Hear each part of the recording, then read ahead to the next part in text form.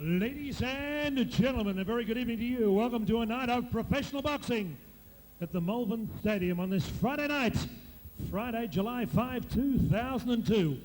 Peter Maniatis, Team Promotions, welcome you back to a great new venue of professional boxing. What a great card we've put together in our main event, an international 8-round contest set in the welterweight division between New Zealand champion Jamie Waru against the Colts Gymnasium Paran prospect, WBO number 8 in the world, the Terror, Nick Tetoros. That's our main event. 6 great fights tonight in centering. Howard Lee's my name, boxing is my business, and business is good. Are you ready to box? Are you ready to rock? We've talked that talk, but can you walk that walk? Sheer will, sheer skill. And now it's time to face the music. You've seen the rest. Now let's get ready for Peter Maniatis, Team Promotions Best. Final countdown. That's our big show. Show number 8. Congratulations, Peter Maniatis. Ladies and gentlemen, 4 rounds of boxing. An international contest to get the show rolling.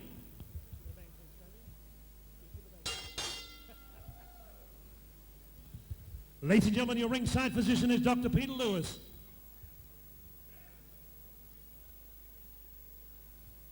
Your judges officiating in this opening contest, John Wheeler from Essendon Football Club, Brian Memory, one of the legends of the ring, and your third judge, Ms. Anika Williams. Your timekeeper at the bell, Damien Membry. Ladies and gentlemen, introducing first on my left, occupying the red corner, wearing Blue Trunks OMX sponsorship, with the legendary John Miller in the corner. Ladies and gentlemen, originally from Acapulco, Mexico.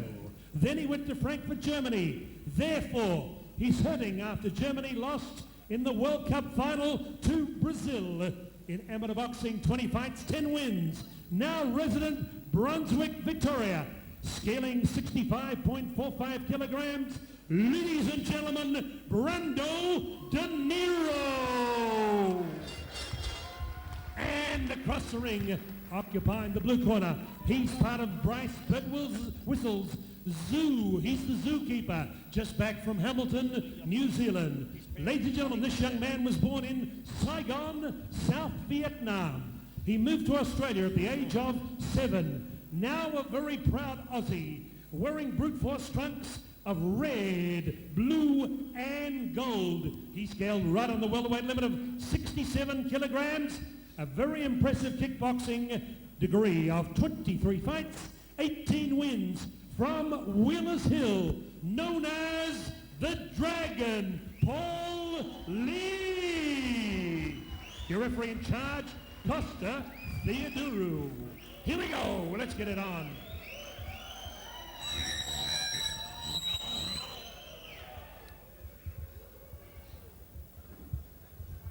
Rebecca. Cassie and Rebecca, our brute force ladies. Let's get it on. Round 1 of 4. Well, we're part here at the Malvern Stadium. Countdown, final countdown.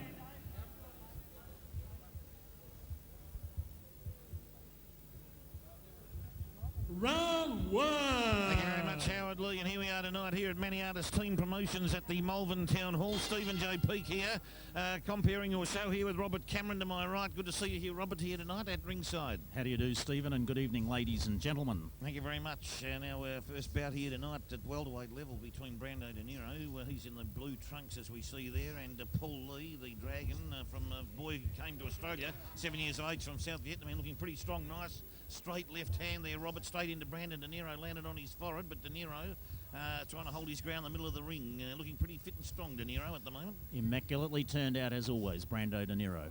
Certainly is. Paul Lee trying to make the running here. Demero, in his last fight, which was at the Melbourne Convention Centre about 6 weeks ago, had a stamina problem and just couldn't quite make the distance, I think, over about 6 2-minute rounds. So let's hope that problem isn't here for him tonight and that he's been able to do the necessary work in between. Lee comes in hard with the left hand, caught Demero around the left ear hole, and but Demero bounces back there, Robert. Now Demero at the moment ever so moving back a little bit. Lee seems to be the one on the attack. Definitely De Niro is the more cautious of the two. Lee has generally been on the front foot, Stephen, that's right. De Niro comes in hard with the right hand, a right uppercut there into Lee, and Lee, though, gets out of the neutral corner. Didn't have the strength to hold him in that corner, and that's a very interesting proposition for this fight. Lee looks very chunky in the upper body. Yes, he's very well developed up there, Stephen. Obviously been working on upper body movement. Certainly has. He's wearing the brute force trunks, Paul Lee, I notice, and a beautiful drink that is too. De Niro. Oh, a big uppercut from De Niro, but Paul Lee over the top with an over-the-top right hand. Did a bit of damage. Good scoring punch, Stephen. And that he's a pretty tough, strong operator, Paul Lee. He's a picture of concentration. Look at the effect he has of his eyes. Oh. Robert, that's a beautiful repertoire of punches there by Paul Lee in the corner. They're calling the De Niro corner, screaming at their man to get out of that neutral area. Lee tried to block him into that corner and did a bit of damage there, Robert. Oh! That's now round one. Big over the top right hand from Paul Lee to finish off that round, Robert. Your ringside position, Dr. Peter Lewis. We welcome the Slatter Boys I felt Boxing. that was definitely Paul Lee's Brian round, Gentleman, Stephen. also Graham Paul Burke. Lee, Graham, to a big me, story in the looks age to be, recently. Village certainly on the Roadshow up. He's in the very financial strong. pages. He has an entourage of punches, there's no doubt about that. That's Cassie, C-A-S-S-I-E. His over the top right hand was a beautiful punch there from Paul Lee. So If you just joined at us, the we're in the moment, you'd first probably round, say that he's probably had the better of that first Gary round. De Nickdale Niro of the Paul Lee working out of the blue corner, making his just struggled professional just a boxing fraction, debut. I think, in taking, And across the Lee's ring from repertoire of Frankfurt, punches and his Germany, stamina. Let's hope it won't Brando be De Niro. a telling effect tonight, but his Your corner, commentators at ringside, the legal instructing him team quite of vigorously there at Robert the moment, J.B. Robert. Cameron Yes, and Stephen, I Stephen think J. the obvious S.P. factor there was Our that commentators Lee at had a ringside, far more accurate combination of punches, which De There's the Niro whistle. was just not Seconds equipped out. to deal with at the time. Round two coming up. Combinations that he put in were absolutely spot on, Stephen. No, you're absolutely 100% correct there, Robert. There's no doubt that Lee's punches were very accurate in that first round. He was able to exert, I'd say, some authority in the fight, and when De Niro did have him in trouble, Lee was able to easily get out from that neutral corner to the far right-hand side of the ring. Now, Lee coming in now has De Niro in his own red corner, but he skips out nicely. And that De Niro with the left, straight left, and tries to come underneath, drop the short right into the ribs there, but no effect on Lee. Lee doesn't take a backward step, Robert. No, he is not. He's always on the front foot, Stephen. He's always concentrating, always looking where to land that next punch. Very effective boxing, Stephen. Yes, certainly an excellently skilled fellow, and he also has Bryce Birtwistle in his corner. Paul Lee. An outstanding trainer, Bryce Birtwistle. Oh, that was a big shot. Caught on the elbow a bit of Lee's by De Niro, but the idea was right. If he can keep on measuring Lee with some body punches, he's going to have to slow him up with some body shots, because Lee is constantly on the forward foot and on the forward move. Contheodoro there informing the fighters just to step back a little bit there. Oh, right in over the top, Robert, from Lee. Yes, a very good connecting punch there, Stephen. Hit the button. De Niro needs to also probably keep his gloves up a bit there and stay a little bit more defensive when Lee comes in with an over-the-top right hand. Oh, uppercut from Lee wasn't bad. And De Niro caught again in that neutral corner, tagged him, Lee. Lee's pursuing him around the ring there now, taking the fight right up to De Niro. Oh, gets him in a headlock there. Very much on the offensive, Stephen, that's right. Theodoro split him up. Theodoro now been refereeing for just over a year. Doing an excellent job as a referee. A very outstanding young prospect in refereeing is Con. Yes, yep, and just showing more discipline too in his work, Theodoro. He's not being foxed or outfoxed by some of these fellows now who tried to get the better of him earlier on when he was younger. He won't be intimidated at all, Stephen. Doing a great job. A good uppercut from De Niro on Lee. And a better round from De Niro, but gee whiz, Paul Lee at the moment, I'd say probably slightly ahead. But How did you score that, Stephen? well, look, from the point situation, I actually saw Paul Lee. Welcome, great champs here tonight. Julian Holland, the glamour with the hammer, Commonwealth and Australian you've got to remember this is an Sam unofficial Solomon, card. Commonwealth and triple The Australian judges do champion see is here. things Sam King sometimes Solomon, slightly Julian different way. Holland, They look at Lester who's making Ellis the will be fight, they joining look at us the a little strength later, of all punches, being and they well. look at the number of punches. All the So, great champs are here tonight. it's a Great difficult memory. situation. Well, you're normally here. very accurate in your scorecard. Brian there, Membry, Stephen. Damien Oh, it's Membry, very kind of you, Robert, but Membry you never trifecta know. as Sometimes we approach we all round can, we're three. all human and we can make errors. But I'll say this, De Niro, one thing he has to do He's got to feel like he can win this fight. Seconds He's got out, to exert round 3. some authority on Lee. That's the main thing here. This is also not just a physical fight, it's a psychological battle. Well, very much a battle of the tactics, Stephen. That's the classic art of boxing. It certainly is. Now, and Brando, he's got his work cut out. He must try and exert some authority on top of Lee this round. This is the round for him. Oh! Oh, boy. Paul Lee, he's not going to let him exert any authority. Oh, crushing punches to the side of the head of Demero, Robert. An excellent blow. Caught him completely where it counted, Stephen. Demero He is looks rattled. shaky. He's rubbery legs. Lee He is comes rattled. in. The Dragon comes in and stings again. With an uppercut there. There was no power in it. Demero looking in his corner. He must keep his eye on Paul Lee. Don't worry about your trainer, son. You can talk to him at the end of the round. Oh, Lee has rapier-like movements. You can't take your eyes off him for one split second, Stephen. Oh, boy, the Dragon. He's aptly named, and he's a strong lad from the South Vietnam. They breed them tough there. Oh, yes, Stephen. Oh, Demero got in a beautiful uppercut, although I think it caught Lee on the... Took him on the gloves. Took it on the gloves, Stephen. Demero bleeding, is he, from the forehead? Can I see some blood? I can. He's Oh, a been nice stuck jab there, but Stephen. Gee whiz, I'll give Demero credit, a very courageous fighter from Acapulco, Mexico, I might add. Oh, he goes right up on with the business there. Nice uppercut from Demero then, Robert. It was. He's always at it. Yes. Concentrates intensely, Demero. Poking out that jab too to Lee. But he needs to increase the momentum. Lee is all over him. I saw Dr. Peter Lewis before, nearly jumped into the ring when Demero went down. He was going to come over, but gave the boy a chance to regain his composure. Which he's done quite commendably, I might add, Stephen. He certainly has, Robert. No doubt about that. But he's got his work cut out now. It's a 10-8 round unless he can reverse that knockdown by handing one out himself, and you couldn't see it happening before the bell goes here at the moment. Nice jab that just connected from Lee to Demero. That's the bell, round 3.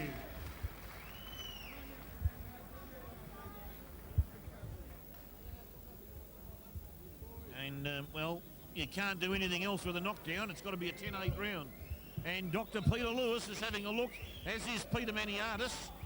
Our superb promoter here tonight, Team Promotions, Peter Maniatis, puts on what would have to be one of the great shows here, the third one we've had at Malvern Town Hall in the southern part of Victoria. Yes. And he does an absolutely momentous job here, putting on superb boxing in this, well, blue ribbon part of Melbourne, you'd have to say. Well, of course, it's the blue ribbon seat at Higgins, which is held by our Federal Treasurer, Mr. Costello. Well, it certainly is. Held admirably by that gentleman. One has to commend Peter Maniatis for the excellent promotions he puts on. He's a very loyal supporter of the Seconds sport. out, in this fourth state. and final And round. no doubt, without Peter's involvement in boxing, the sport would be very much the poorer. Stephen? That's well said, Robert. Beautifully said. And round 4 coming up.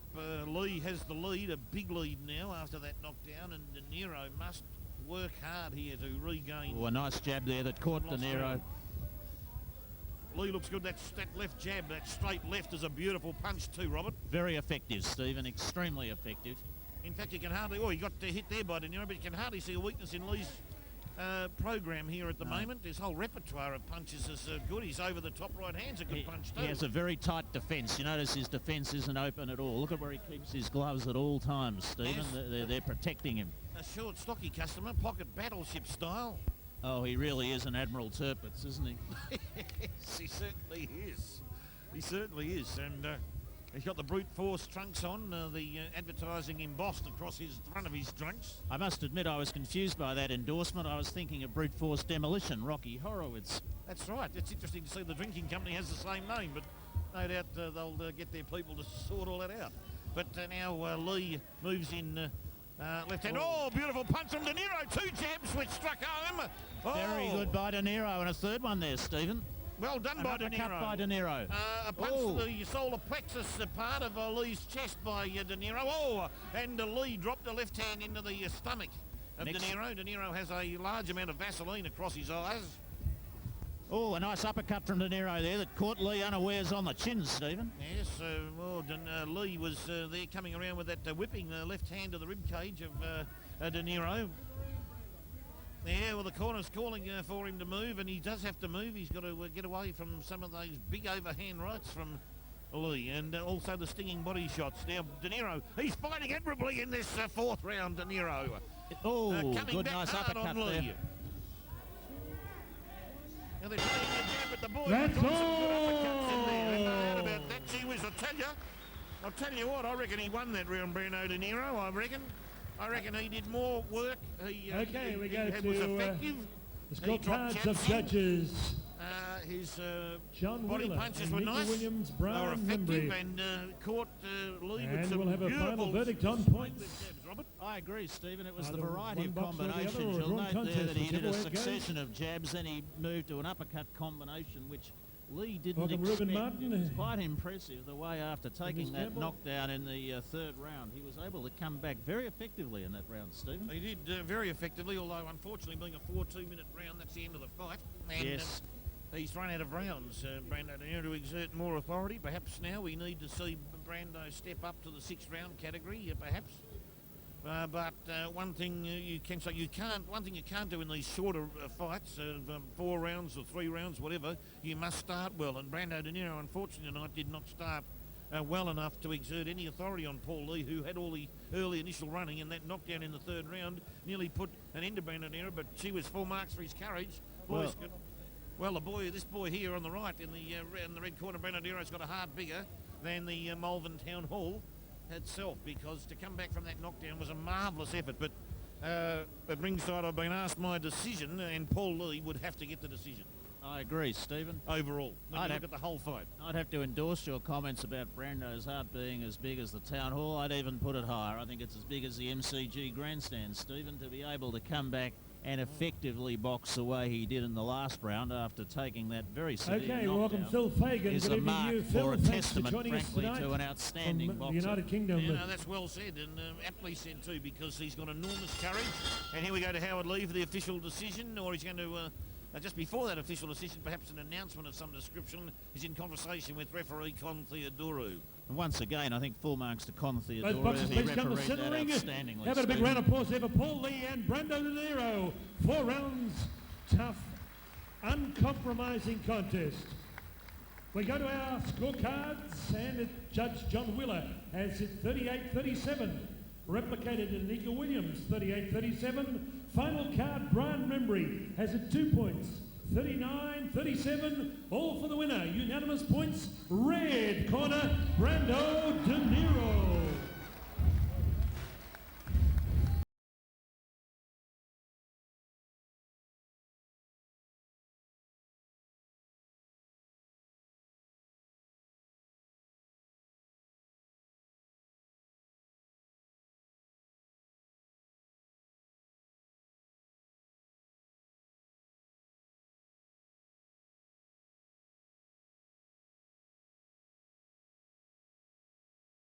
Thanks, Stav. Paul Lee, come across. Paul, you shook your head in disbelief there. Yeah, I was pretty disgraced about the decision, you know. I dropped him, and isn't that a 10-8 round or what, you know? Like, and I landed all the jabs. Look at my face, look at his face, you know? I definitely want a rematch. It's in 3 weeks. I've been told by Peter. So, you know, next time it's war, mate. It's war next time. You heard it. Paul Lee, very disappointed. What did you call it, Paul? A disgrace. Yeah, you know, I thought that's a 10-8 round, you know. I thought it was unanimous to me. I landed the cleaner shots. You know, he's getting a cut on his left eye. So I'll open it up next time. Oh, you heard it. Brando, bad luck to Germany in the World Cup. And congratulations tonight. Thank you. Well, I mean, he said he gonna win, but the judging decided for me. So it's I'm lucky. You're lucky. I'm happy to win. You're happy and lucky. I wanna thank you to my manager Peter Mindrakis and my sponsor Senior Dr. Cortizo. Tonight here, first time in boxing, and all Melbourne public. I feel me like in home, like in Acapulco. I love Melbourne public. I thank you for everybody to come here. You like Melbourne very much. Thank you for you. Thank you very much. Brando Demero from Acapulco via Frankfurt in Germany. Thank you, Brando. Ladies and gentlemen, come on, give Brando a big round of applause there. He loves Melbourne. He'll never go back to Germany or Mexico. The man who's put the show on the road, show number 8, Peter Maniatis, Team Promotions. Come on, give Peter a big, warm round of applause. Come on, Leanne. Peter, welcome across. Congratulations. All I see out there is a sea of faces. Well done, Peter. I'd like to thank everyone for turning up. Now, the good thing about tonight is with the World Cup, there were so many countries on display and everyone was so happy in Korea. That was one of the best World Cups I've ever seen, not for football standard, but just everyone happy, win, lose or draw, everyone was still friends. That's what sport's all about. Doesn't matter if you're Turkish, Greek, Lebanese, when you're in here, it's a sport, treat it as such. It's meant to keep everyone together, not make everyone enemies or anything. So that's one thing I'd like to say.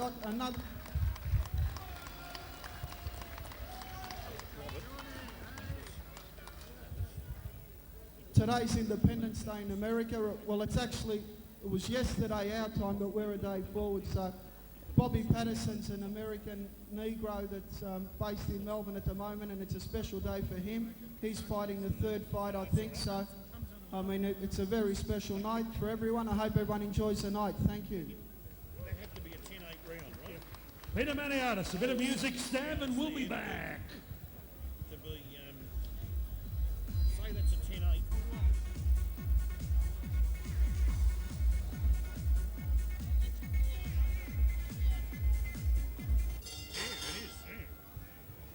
Golden Greeks. Welcome, Leroy. Good evening to you, Leroy.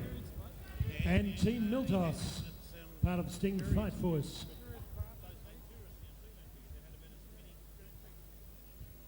Okay, judging our second fight on the program are John Wheeler, Anika Williams, and Brian Membry.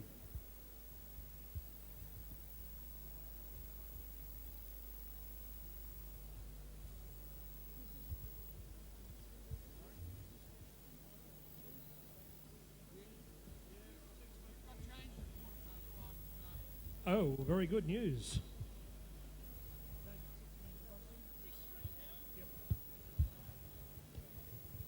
Right, your ringside physician, Dr. Peter Lewis, and Deputy Dr. Norman Liu, Storman Norman. Okay, ladies and gentlemen, 6 rounds of boxing. Would you welcome on my left, occupying the red corner, with Wayne Stevenson joining Keith Ellis, the champs camp, the home of world champs, 24 in fact, including Lester Ellis, preparing for July 15. Ladies and gentlemen, last year in 2001, he was voted with Dominic Duraco as being part of the greatest fight of a decade at Murray Thompson's big show at Fort Knox. He is the Victorian Cruiserweight champion, not putting the title on the line tonight. From Jim's Gym, Grovedale, where Gary Ablett Sr. worked out many times during his halcyon days with the Geelong Cats. In professional boxing, 11 fights, 3 wins, 1 draw, 6 losses, 1 no contest. Scaling 83.80 kilograms, wearing purple trunks with a touch of gold and white trim. Would you welcome, ladies and gentlemen, bad boy Jim Chetios. Well done, Damien. And across the ring, occupying the blue corner, with Jim Slatter joining former England Shepherd's Bush tutor coach Ron Russell. From Narre Warren, scaling 84.75 kilograms, red trunks with white trim. Ladies and gentlemen, in professional boxing, 11 fights, 6 wins, 1 draw, 4 losses, scaling 84.75 kilograms, ranked number 10 in Ray Wheatley's World of Boxing magazine. Would you welcome the Golden Greek, just celebrating his birthday a couple of days ago, Nick Landouris, officiating in 45 World Championship matches. Referee in charge, the accomplished Malcolm Bulder in charge. Yes, Malcolm Bulder moving to ring centre here for the second event. We'll wait for the Very much, referee is giving the Reverend instructions. Graham and his team from Sanctuary Lakes. Right at ringside here tonight, Team Promotions, Peter Maniatis. Welcome you back. Bout number 2. Daniel Preston at ringside. Good evening, Daniel. Welcome back from Hamilton, New Zealand. Referee charge. Well done, Daniel. Here we go, ladies and gentlemen. Controversial first 6 fight of the rounds, night round where 1. Brando Demero has had a victory against Paul Lee, and I've spoken to everyone at ringside, and most of them said that they thought Demero had won, so Demero was the first winner. Now let's get down to business in the second fight of the night. Jimmy Chetios is fighting in the purple trunks, white pipings, and Nick Landouris, the red trunks, white pipings. Robert Cameron is commentating with me. I know he's a Chetios fan, and Jimmy's looking pretty strong here tonight, Robert. He's looking very impressive as always, excellently turned out, and as you know, I make no apologies for it. I'm a big Jim Chetios fan, Stephen. No doubt about that. He's done very well, Jimmy. He won a Victorian light heavy title against Dominic Giraco some time last year, about a year ago. I think he then went into temporary retirement. He's come out of retirement and fighting here tonight against a very tough customer, Nick Landouris, who has 11 fights on the card for 6 wins. A good man, Landouris, moves around the ring pretty slickly, and at the moment the boys just sizing each other up, would appear, Robert. That's right, Stephen. They're really trying to get each other's measure, but you can rest assured they will put on an outstanding bout tonight, Stephen. Well, Jimmy's been responsible for a couple of big bouts over the last few years, more particularly the Giraco fight last year, which was fought virtually in a telephone box all night over 8 3-minute rounds at Fort Knox. And a marvellous performance by Jim to finally win a Victorian title. Here he goes now, slapping away at the rib cage of Landouris, doing a pretty good job of it, Jimmy Chetios, and now forcing Landouris onto the back foot, Robert. That's right. He doesn't take a backward step, does Jimmy. Always prepared to go in, put his body in there and work very hard, Stephen. Yes, I know. He's a fit man, Jim. Runs a personal trading academy in Grovedale, Geelong. Oh, big right hand from Jimmy. Oh, did that ever... He would have taken Landouris' head off and put it up in the rafters if he had vet him. A wide swing of the right hand, Robert. That's right. He's always looking for that one that's going to connect, Stephen. He is. He certainly... gave that everything he had, that's for sure. You've got to be careful with a big punch like that if you miss, because it can jolt the shoulder region and cause you a little bit of pain in that part of the body without a shadow of a doubt. Oh, big right hand from Jimmy. Oh, clubbed Landouris on the right temple, but he's moving pretty well, Landouris, trying to get away from a further right hand from Chetios, who's struggling. Oh, he's got his forearm up there. Jimmy's trying to struggle out of the breakage, and Malcolm Bullner, expert WBC referee, splits him up, Robert. Yes, indeed he does. But I want to commend Jim for that punch. He really put it in. That was a very strong punch indeed. I don't think Landouris expected one quite as ferocious as that, Stephen. Yeah, it certainly was tough. It's a hard punch, Jimmy. When he lashed out again with that left hand that time to try to left hook, and he means business. Chetios means business here tonight. There's another big right hand over the top, missed. But by golly, he's only got to land one of those, you'd think, and it's going to cause Landouris all sorts of trouble. But Malcolm Bullner again warning Landouris what for. I'm not particularly sure of whether it was a hanging on offence or some other indiscretion, Robert. No, it was very hard to pick there, Stephen.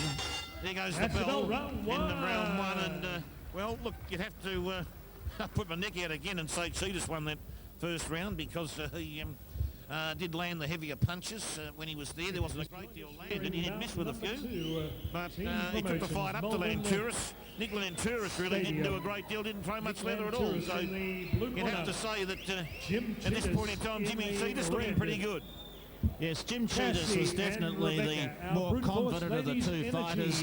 He was out there, he had Landouris' measure, and he really put in, Stephen. And I have to commend you for your earlier comments about Chetios. In the past, you've tended to criticise him. I do recall in the fight against Dominic Giraco at the Knox Netball Centre last year, you were highly critical of him, and I don't think you expected him to win, did you, Stephen? Well, you caught me off foot there, Robert. Second out, round 2. I thought it was a very close fight, but I was a bit surprised that Jimmy's stamina was able to hold out for as long as it did last year against Giraco, who had proved up until then to be a fairly tough customer. But in the fight of the year, of course, both boys put on an exemplary performance out there, and that would be the hallmark, I think, of Jimmy's career, no doubt, to winning that title. Well, and full marks must go through. Now, there was another right hand there, Robert, which caught the thin air. Jim's missed 3 or 4 times with those punches. He may be trying to overswing at this point. He's overcooking his punches a little bit there at the moment, Robert. But he's the one having a go, and don't forget that, Stephen. No, I certainly wouldn't forget that at all. But he's having a red-hot go. But Landouris now grappling with Jimmy on the ropes, and Malcolm Bulner's screaming at these boys to split up and move back into ring centre. Well, don't forget, Stephen, Jim Chetios is outstandingly fit. He is a fitness advisor down at Jim's Gym in Grovedale, and when it comes to stamina, no one outdoes Jim Chetios. Yeah, I've got the feeling the tactics of the Ellis camp are to try and bomb Landouris out of this fight, I'd say. He's constantly looking for the big left hook or the right swinging right hand either over the top or coming round to the side of the temple. The punches that are being favoured by the Chetios camp at this point, Robert. Well, it's Jim Chetios who's always on the offensive right throughout this fight. You've seen Jim going in. He's the man that's on the front foot. And once again, don't forget that, Stephen. Oh, just a cracking right hand there from Chetios onto the rib cage of Landouris.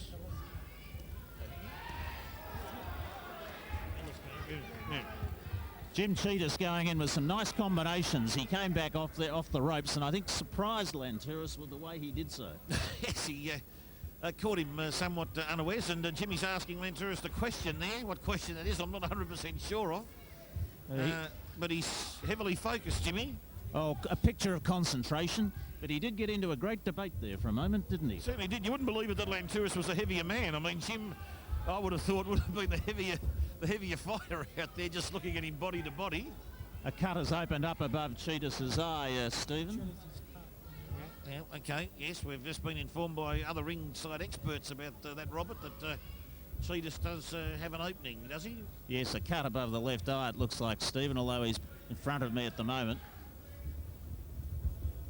Yes, it is to the side of the eye. That blood will drip down the side, you would think, not into the eye. That's the main thing that needs to be addressed there, because now Dr. Lewis is looking at Chetios. I think he's seen it. He's seen that cut. Doesn't seem to be too concerned about it at the moment, but let's hope that that won't cause any discomfort to Chetios for the rest of the fight. It'll take more than that to stop Jim Chetios, Stephen. Mark my words. Jimmy nearly landed the glove on the floor then from that punch when he came so far over the top. His timing was, you'd have to say, way out, Robert, in that situation. Wasn't a question of timing. He took a good swing, and Landouris was astute enough to avoid it. And bell round two. That's a very interesting round, that one, between these two boys. Both of them stalwarts in Victorian boxing, and Jimmy Chetios has got a cut just above the left eye, which dripping down the side. Dr. Lewis has a word with him. Jimmy says he's okay. That appears to be about a half-inch cut. That now the referee took a good look. Membry Sports. Keith Ellis is shaking his head. John Famashon, Lila Rose. Keith Ellis is shaking his Jamie head at Membry. Chetios, and Chetios wants to box on at this point. Dr. Barry Lewis Michael, is looking at him and now having words to the referee. Now, if Lewis shakes his head and says no, that'll be it, I'd say. But Tom Davis, all the greats. I know Jim will want to go on. Yes, it's his Cricket, last boxing, fight, Stephen, football. after Ellis, Membry who Sports. always Well done, looks Brian. after his fighters and their Beautiful work. well-being, We can vouch for that. was talking to He's Jim the best. and making Brian comment Membry, the Arab King. about where he's at with this, but Jimmy Chetios is Mitchell very Hall keen to go on. He's going to let him promoter. fight on Second Vaseline. shot, That's going round on three. there. Here we Maybe go, let's some get it on.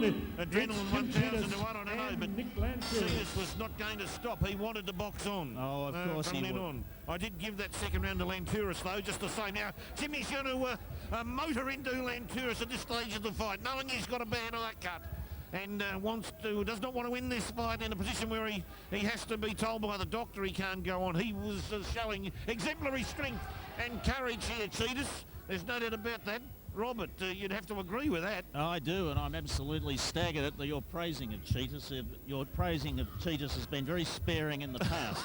I think you're being unfair, but Chetios knows that probably getting towards the end of his career in this day and age, that he wants to make this fight something to be remembered by, and he wants a victory. He certainly wants to go out on top, and throws a left hand at Landouris, who backs away back into the middle of the ring. Landouris is playing more of a hit and run performance here, Yes, jabbing with that left hand and moving swiftly to either the left or right, mainly the left. And Chetios comes in a slugging right to hand, catches Landouris on the rib cage, Robert. A nice punch, strong punch from Chetios, now leaning back on the ropes. He's worried about, whoa, he doesn't like Landouris leaning in. knowing that 1 point taken off Landouris. off then. Landouris, a point Yes. off Yes. for grappling. 1 point off Landouris. Yes. Okay, that's a very interesting scenario because Landouris was trying to get some, was getting momentum up until that minus point. Look, Chetios now starting to weigh into Landouris at this point of the fight. Landouris will have to move swiftly to get away from some of those punches, Robert. Chetios got an excellent jab to Landouris then on the ropes. Yes, no doubt about that. Now Landouris now moving around. Chetios is chasing him. Landouris now. Another jab got from stung. Chetios. Got stung with that straight left, straight into the nasal region of Landouris. On the by button. Chetios. As they say in boxing parlance, swinging right hand from Chetios found its mark, I think. An excellent right hand from Chetios. Completely got Landouris off guard. Outstanding boxing from Chetios. Chetios knows if it goes to the cards, he's trying to get to those points with a -1 on Landouris. And Jimmy, if he finishes off hard here, if he can win this round, it'll be a 10-8 his way. Chetios now reaching down to the trunks for some reason. I don't think he got hit low, but could be wrong. Landouris now tried to throw a punch. Jimmy chases him. Oh, staggers to Jimmy, lost balance. No. Only a slip. Wrong foot, slipped, that was all it was. That's what I said it was there, Robert. No That's problems right. there. There was no punches thrown. A very exuberant Jim Chetios on the hunt. Bit of foxing there, I think, too, Stephen. He was certainly on the... He's been on the hunt, all right. Just no doubt about that. He's after Landouris like there's no tomorrow at the moment. He's also been doing a bit of foxing. He's trying to lure Landouris in, Steve. Well, he certainly is. Round And three. great round from both boys, Chetios. Thoroughly entertaining boxing, Stephen. Not only did he win the round with that -1 off Landouris' card, no doubt we'll double check that at some stage of the game. It was a -1. -1, was it off Landouris? Was it the -1? Yes, Malcolm Bullner definitely took a point off Landouris for grappling, Stephen. Now, of course, you'll notice that the Ellis camp are excellent cut men. Keith Ellis Senior would probably be the best cut man I've ever seen in the business. Jimmy to go on at this point in time because of the cut in the eye. Now, Chetios is very unhappy. He doesn't want to stop. Dr. Lewis is looking at the cut, and Keith Ellis is now removing the gloves. It's all over, Chetios unable to Right, continue Malcolm on. Bullner, in conjunction with ringside physician Dr. Peter Lewis, has stopped the contest. End of round 3. Accidental head injury, eye cut. Therefore, we go to the scorecards, and we'll analyse who's won this match, which ended prematurely with 3 of 6 completed. And we'll go to the scorecards and have a decision between Jim Chetios and Nick Landouris. Accidental head clash in round 2 led to an eye cut on the left eye of Jim Chetios. Keith Ellis, in association with Malcolm Bullner and ringside physician Dr. Peter Lewis, waved the contest off at the end of round 3. Accidental clash of heads, Stephen. Yes, so I was going to say Jimmy Chetios not happy, of course. Now, we'll go to the cards now. I'm not going to make comment about what I think the result's going to be, but I would tend to think that don't forget Landouris lost a point in the 3rd round, and Chetios started the fight very strongly until Landouris came back in the 2nd. But now the boys do shake hands Okay, finally. we've looked at the Constitution, and ladies and gentlemen, and it becomes a technical draw. A technical No draw. scorecards, no decision. No decision, An a eye technical cut, draw. a technical draw. Technical draw. After 3 rounds. Well, Stephen, I definitely had Jim Chetios ahead on points. I agree with you. Okay, ladies and gentlemen, Jim Chetios and Nick Landouris. A technical draw after 3 rounds. Maybe a rematch down the track. Bad luck, guys. Okay, rematch. Jimmy Chetios, Nick Landouris.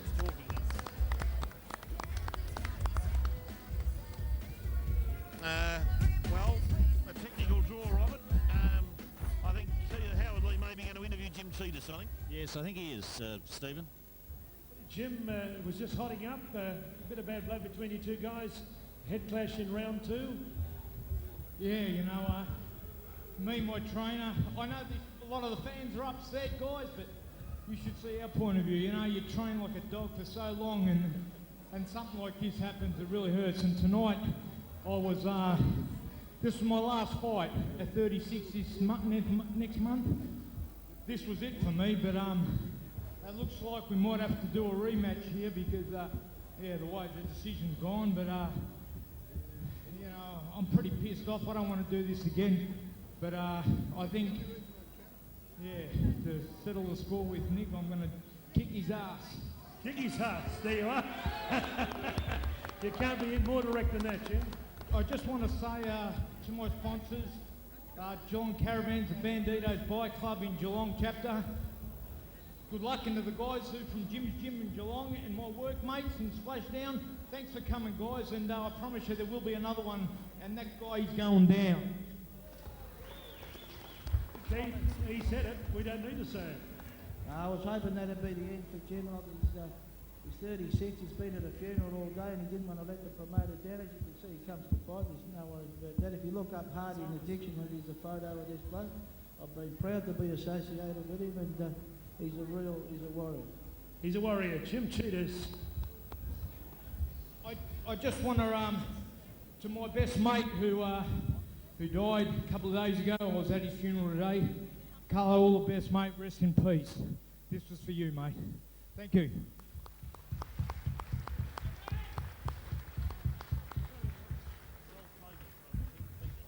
Nick Landouris has returned to the dressing room. His coach, Ronnie Russell. Ron, can you kick some backside? We can't use those words. Well, he most probably will if he gets himself in good condition like he was firing well tonight. He missed with a couple of haymakers. But we're on the same lines as Jim. Nicky's getting close to the end of his fighting career, and we was looking to get a good win tonight and carry on with wins down the track and see what we can do with him. But Jim's a good fighter, and they was well matched. I don't think they can do a lot of damage to one another. A return. Oh yeah, if they want a return, we're up it for sure. Okay, a return match. Watch it, I won't kick his arse, I'll just kick his rectum. He's rectum. Okay, whichever way it is, backside, rectum, you name it. Okay, we'll be back. Don't go away. Bout number 3 coming up. Well, Robert, what do you think of that decision as a technical draw? Now, that was a constitutional wearing the decision. t-shirt, Just remember wearing the that. cap. I agree with that, In Stephen. Where you gold, had an unintentional red and clash black, of Mr. heads, in my Craig view, the Membry. referee did the right Good on thing. you, Craig. I would agree with that. And Tell us Howard Lee about all the talking gear you're wearing to there. gentleman here, one of the promoters, assistants or sponsors here Membry. tonight. Craig Membry, sorry. It says Ellis Mundine, 15 July at Vodafone. Craig, and your sponsorship encompasses what? Leicester's fight for the night. Okay, good luck to you and the team. Thank you. Okay, Craig Membry with the very smart Ellis cap. Coda NASA approves, although he's in Essendon Aussie Rules colours. No, Swans. Thank you, Craig. Okay, let's welcome into the centre ring a couple of our great champs. We may not have time to talk to them. The Commonwealth and Australian champion. How about a big warm welcome for the glamour with the hammer, Julian Holland. Julian Holland, the glamour. There's Brian Williams over there. He wants to sing. He's got his velvet jacket on. Oh, that's right.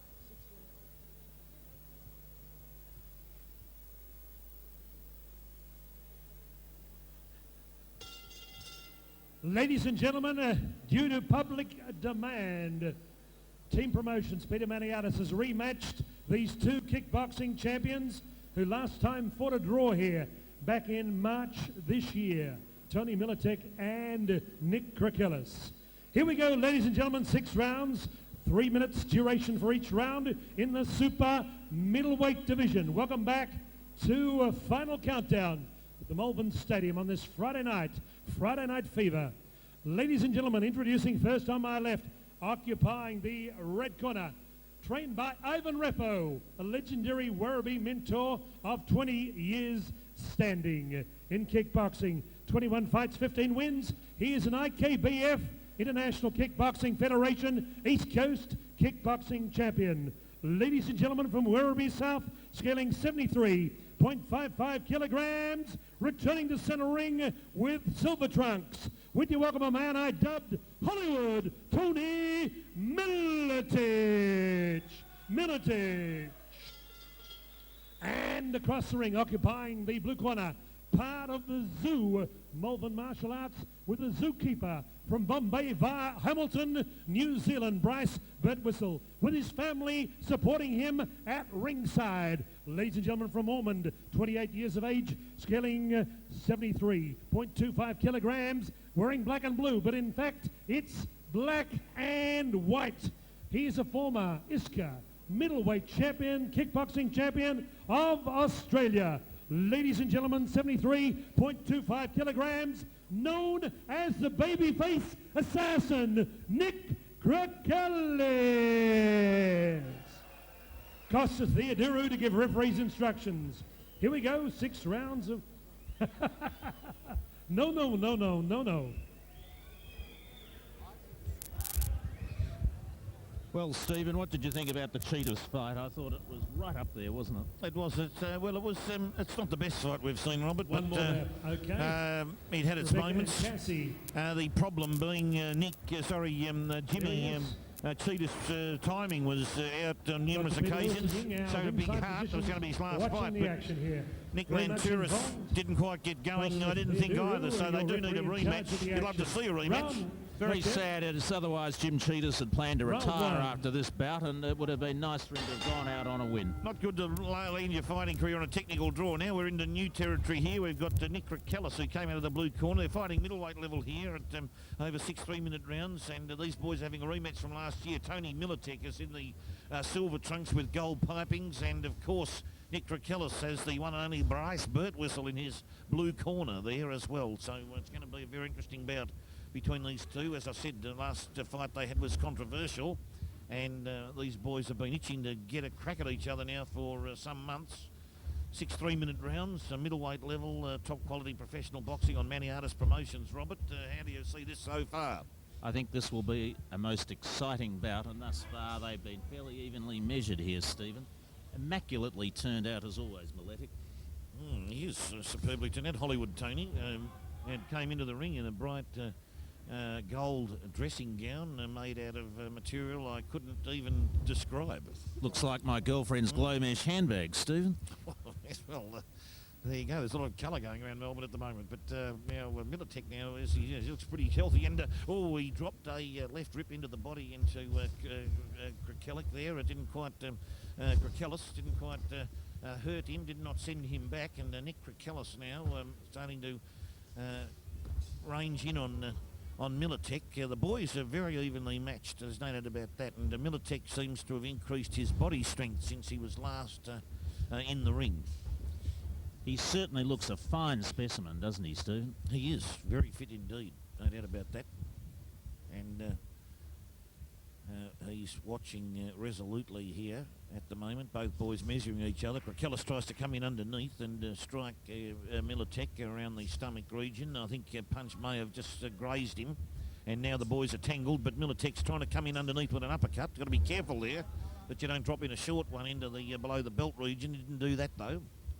The concentration on these boys is copybook. Any young boxer could do very well to watch how these lads are taking it out. It's absolutely textbook stuff. No, you're both boys well tutored, no doubt about that. They both come from strong training camps, and Milletic now tries to come over the top, but his punch was blocked by Krekellis, who came back very nicely here on the Milletic, who's now covering up towards the more centre part of the ring there, coming around the side into the short ribs of Krekellis, and Con Theodorou back in the ring again now. Referee splits them up. Milletic adopted excellent defensive techniques there, Stephen. He did, Robert, without a shadow of a doubt. He does have excellent technique when he's in trouble. He puts the shutters up and closes the front door. Yes, he held him out quite successfully there. Oh, beautifully ducked then by Milletic when Krekellis came in with a straight right. And the boys are right in front of us here now. And Milletic hammering away at Krekellis here, who's on the canvas, trying to get to his feet. The count being applied. Oh, and Tony Milletic yelling at Krekellis just to stay on the canvas there. A little bit of anxiety and perhaps animosity in this event. Round one. And Milletic now back into his corner there. Whoa, boy. An outstanding big action cross here. there from Milletic. That really was a first-class punch that really stunned Krekellis. as referee Con Theodoru excellently applied the count there, Stephen. Well, no doubt about that. There was a flurry of blows. Didn't actually see the one that did most of the damage, but under a weight of pressure and punching power from Tony Milletic, Hollywood Tony reduced Krekellis to the canvas. He went to the knees. He couldn't take the punishment, but he's not bleeding anywhere, and he seems to be quite lucid in his discussions with his trainer, Bryce Birtwistle. Doesn't seem to be suffering undue pain, and Dr. Lewis, nothing more than a short discussion with him over there on the ropes, asking him if he's all right, how he feels after being taken to the canvas under a weight of pressure, Robert. The ringside physician, of course, Stephen, is carrying out the customary Seconds out. cognitive Round tests to 2. ensure that he is wide awake, and there's no doubt about that, but that was an excellent right cross from Milletic. Yes, Dr. Lewis, of course, the ISCA president. The ringside And, physician ringside physician. in attendance. Yeah, it certainly is, with his assistants over there. And great to see Dr. Lewis back at the boxing. Milletic tries to move in underneath Krekellis again, who comes around the side and gets him in a headlock situation. And/or Con Theodoro demonstrating Krekellis, I don't like that style. He's certainly good at exerting his authority now, Con Theodoro. He's really flourished as a referee in the last few times I've seen him, Stephen. Well, he's growing fight night by fight night, Robert, with experience, which no doubt he would be happy with. It's my confident assertion that before long he will be refereeing on the international circuit, Stephen. Oh, that's a big... Oh, and a slip there from Milletic. Krekellis couldn't take advantage of it. Been a little bit of slipping here tonight, but nothing wrong with the ring. Everything's under control. They might need to get the sawdust out again later on, or whatever you... the chalk that they... The rosin, the probably rosin, some stale rosin three there, goes in Stephen. to get it right, to get the correct terminology going. And now Milletic and Krekellis jammed up again. Theodoro splits them. Oh! Yes. And Milletic showboating there on Krekellis, and Krekellis moving back now. He tried to bomb Milletic, and he wasn't impressed with that a moment ago. The lads were having a talk to one another, and there was quite a bit of venom in that discussion, Stephen. Yes, they did have a ringside discussion about that. Milletic now is on the ropes trying to get out, and Kellis got a very good uppercut in there, Steve. Yes. The baby-faced assassin, he knows his punching power. He knows what he's capable of. Milletic now is being stringed at by his corner to keep his defensive guard up. He's got that uppercut working nicely, although it missed everything there. Would have been a nice punch if it had landed. That's what we'd say about that one. But he... Yes, Milletic did drop his guard there for a moment, and that could have had fatal consequences, Stephen. Yes, could have, no doubt about that, because Krekellis, you can't do anything in front of Krekellis that gives him one iota of chance, because he'll take it. Oh, my word, give him an inch and he'll take a mile, and he's demonstrated that already this evening. Certainly has. Oh, slapping punch to the sternum, the solar plexus, the actual solar plexus of the body. Right on the rib cage sternum bone, sternum bone of the chest. Really looked to me more on the belly, Stephen. I thought it was a bit higher up than that, Robert, but we'd have to check out the replay if we had one in front of us. But that punch... I thought the cracking sound was on the sternum bone, which was the solar plexus. Round 2, a bit of showboating in there. Of the chest, Robert. One thing I think we totally agree on, Stephen, it was a first-class punch to the middle regions of the body. There was no doubt about that. I think we can probably place that comment in the Venn diagram of comments, Robert. Absolutely. An interesting round from Krekellis there, I thought, Stephen. He recovered extremely well in that round from the knockdown and came back with a succession of very good combinations that I gather really rocked Milletic a bit. I think that Milletic didn't expect the very positive feedback that was forthcoming from Krekellis throughout that round. Yeah, I know I totally agree with you, Robert. I believe that Krekellis fought back resolutely in that round. He did. Well, bear in mind he's outstandingly trained by Bryce Birtwistle, and Bryce Birtwistle is one of the master tacticians of this trade, a very experienced trainer indeed, a second to none. Not only in the... Tony Hollywood Milletic and the babyface assassin Nick Krekellis. Not only in the sweet science of boxing does Bryce Birtwistle is his taste, skills exemplary, but also in martial arts. Oh, and Krekellis there motors in on Milletic into his own blue corner, and Tony does the right thing and positions himself straight back into ring center to get away from the crunching straight left hand on Krekellis. Now Milletic has its opportunity here to drive home that advantage from that big punch. An outstanding At the moment, punch. the uppercuts there too from Milletic. Krekellis walked right into that one, Stephen. He wasn't paying adequate attention whatsoever. Crunching blow to what I'd say the skull region of Krekellis for sure, Robert. Oh That my, punch, that and we stunned heard him. that a mile away. Oh, that had a very, very nasty ring to it, Stephen. Oh, it certainly did. Milletic again, beautiful straight right, rushing in and slaps him around the rib cage just to let him know he's there. Absolutely going on with the business. You've got to commend him for that, Stephen. You know, Milletic's a man on a mission here tonight, no doubt. Both of them are, but Milletic appears to have a score to settle here. And Krekellis is not about to let him get any advantages at all. Theodora with his work cut out. He'll work up a sweat himself here in this fight. The referee, mind you. What has been outstanding about Krekellis is every time he takes one of those stunning blows, he gets right back onto the business. He does. He certainly can take it. He can. He is an absorber of punishment. Oh, down and, again. Milletic with, I think, a straight, short, sharp right to the head. And Theodoro is counting. Milletic's got the hands up, but Theodoro, now the referee's looking at the doctor here. He had a look at the doctor, the referee, but he isn't saying anything. Theodoro's mouth guard's pointing at his corner. Now, what's he going to do with him? What's he doing with him? Lewis is now, Dr. Lewis is talking to Krekellis head on now. Is he allowing him a chance to make a decision? He got back up within a 10 count, but this discussion that's taking place is not in accordance with what you'd normally find in the rules. I'd say it's probably, he's going to let them go on. Gee whiz, about a 20-second break in the round. And Krekellis now trying to get a second win. Milletic's going to have to go again now. And they are trading blows, Stephen. I'd say if he drops him again, the referee won't have any hesitation to stop it. And Con Theodoro separates them again. Very sensibly, Stephen. Milletic has fought back valiantly and superbly in this third round. And giving him a number of slapping punches to the rib cage. Milletic taking full advantage again of Con Theodoro's slight lack of experience.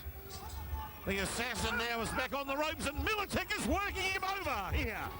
He's giving it to Krekellis in the short rib style. Boy, you'll cook a steak on those tomorrow. They'll be so red hot. This is a slugfest. Robert, this is an enormous effort by Milletic here. He's not letting up on Krekellis, who is still holding his ground. I can't believe he's still on his feet. A succession of lethal uppercuts, Stephen. And what about the punches to the body, Robert? Oh, yes. And round 3. My goodness, that was an outstanding exchange there. The word of the assassin. One has to ask how it is that Krekellis can absorb so much punishment. I'll tell you what, if Milletic doesn't get a 10-8 on that round, I won't make it back to Wirra because I would have jumped on Westgate Bridge. I wouldn't disagree with you, Stephen. Welcome, Mix 101 FM. Poleaxed him at every turn. He rained the blows.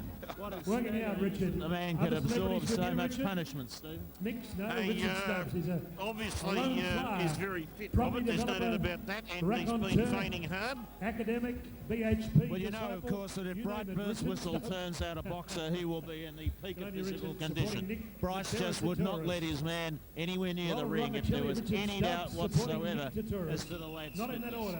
They're certainly not soft when they come into the ring. Seconds out, round 4. Come on, be involved. Oh, no, certainly not.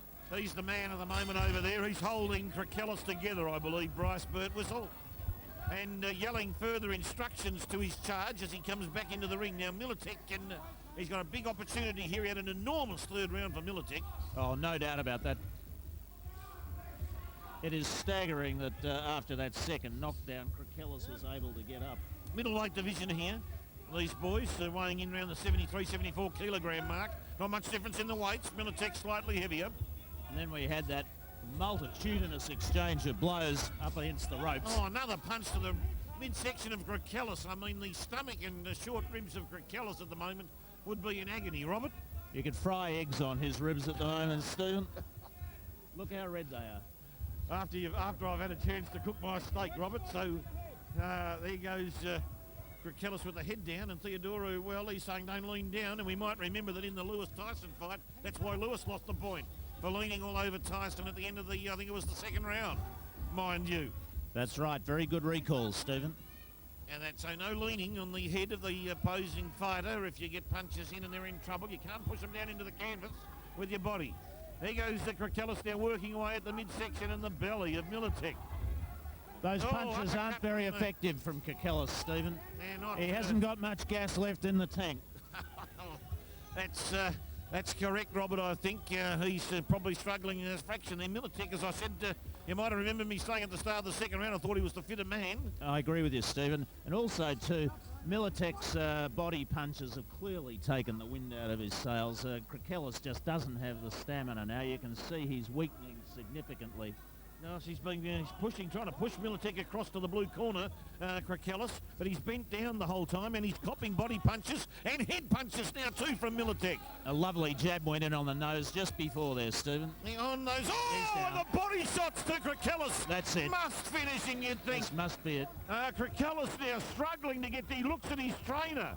He's having a conversation with Birtwistle. He sent Milletic to the neutral corner. He's up on his feet.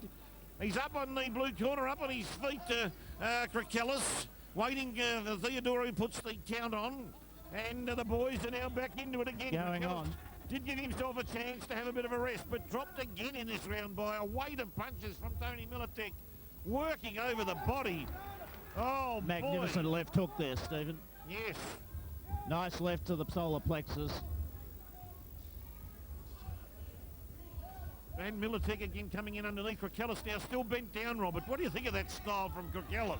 It's thoroughly defensive. He's using it to try and neutralise the effect of Milletic's very powerful punches and not having much effect, Stephen. Oh, excellently said, because it having very little effect at all on Milletic is able to work those ribs over because they remain unprotected. So, big round from Tony Milletic. That's about round 4. If you look at the rib cage region of Krekellis, it is bright red. I say again, you could fry your eggs on it, Stephen.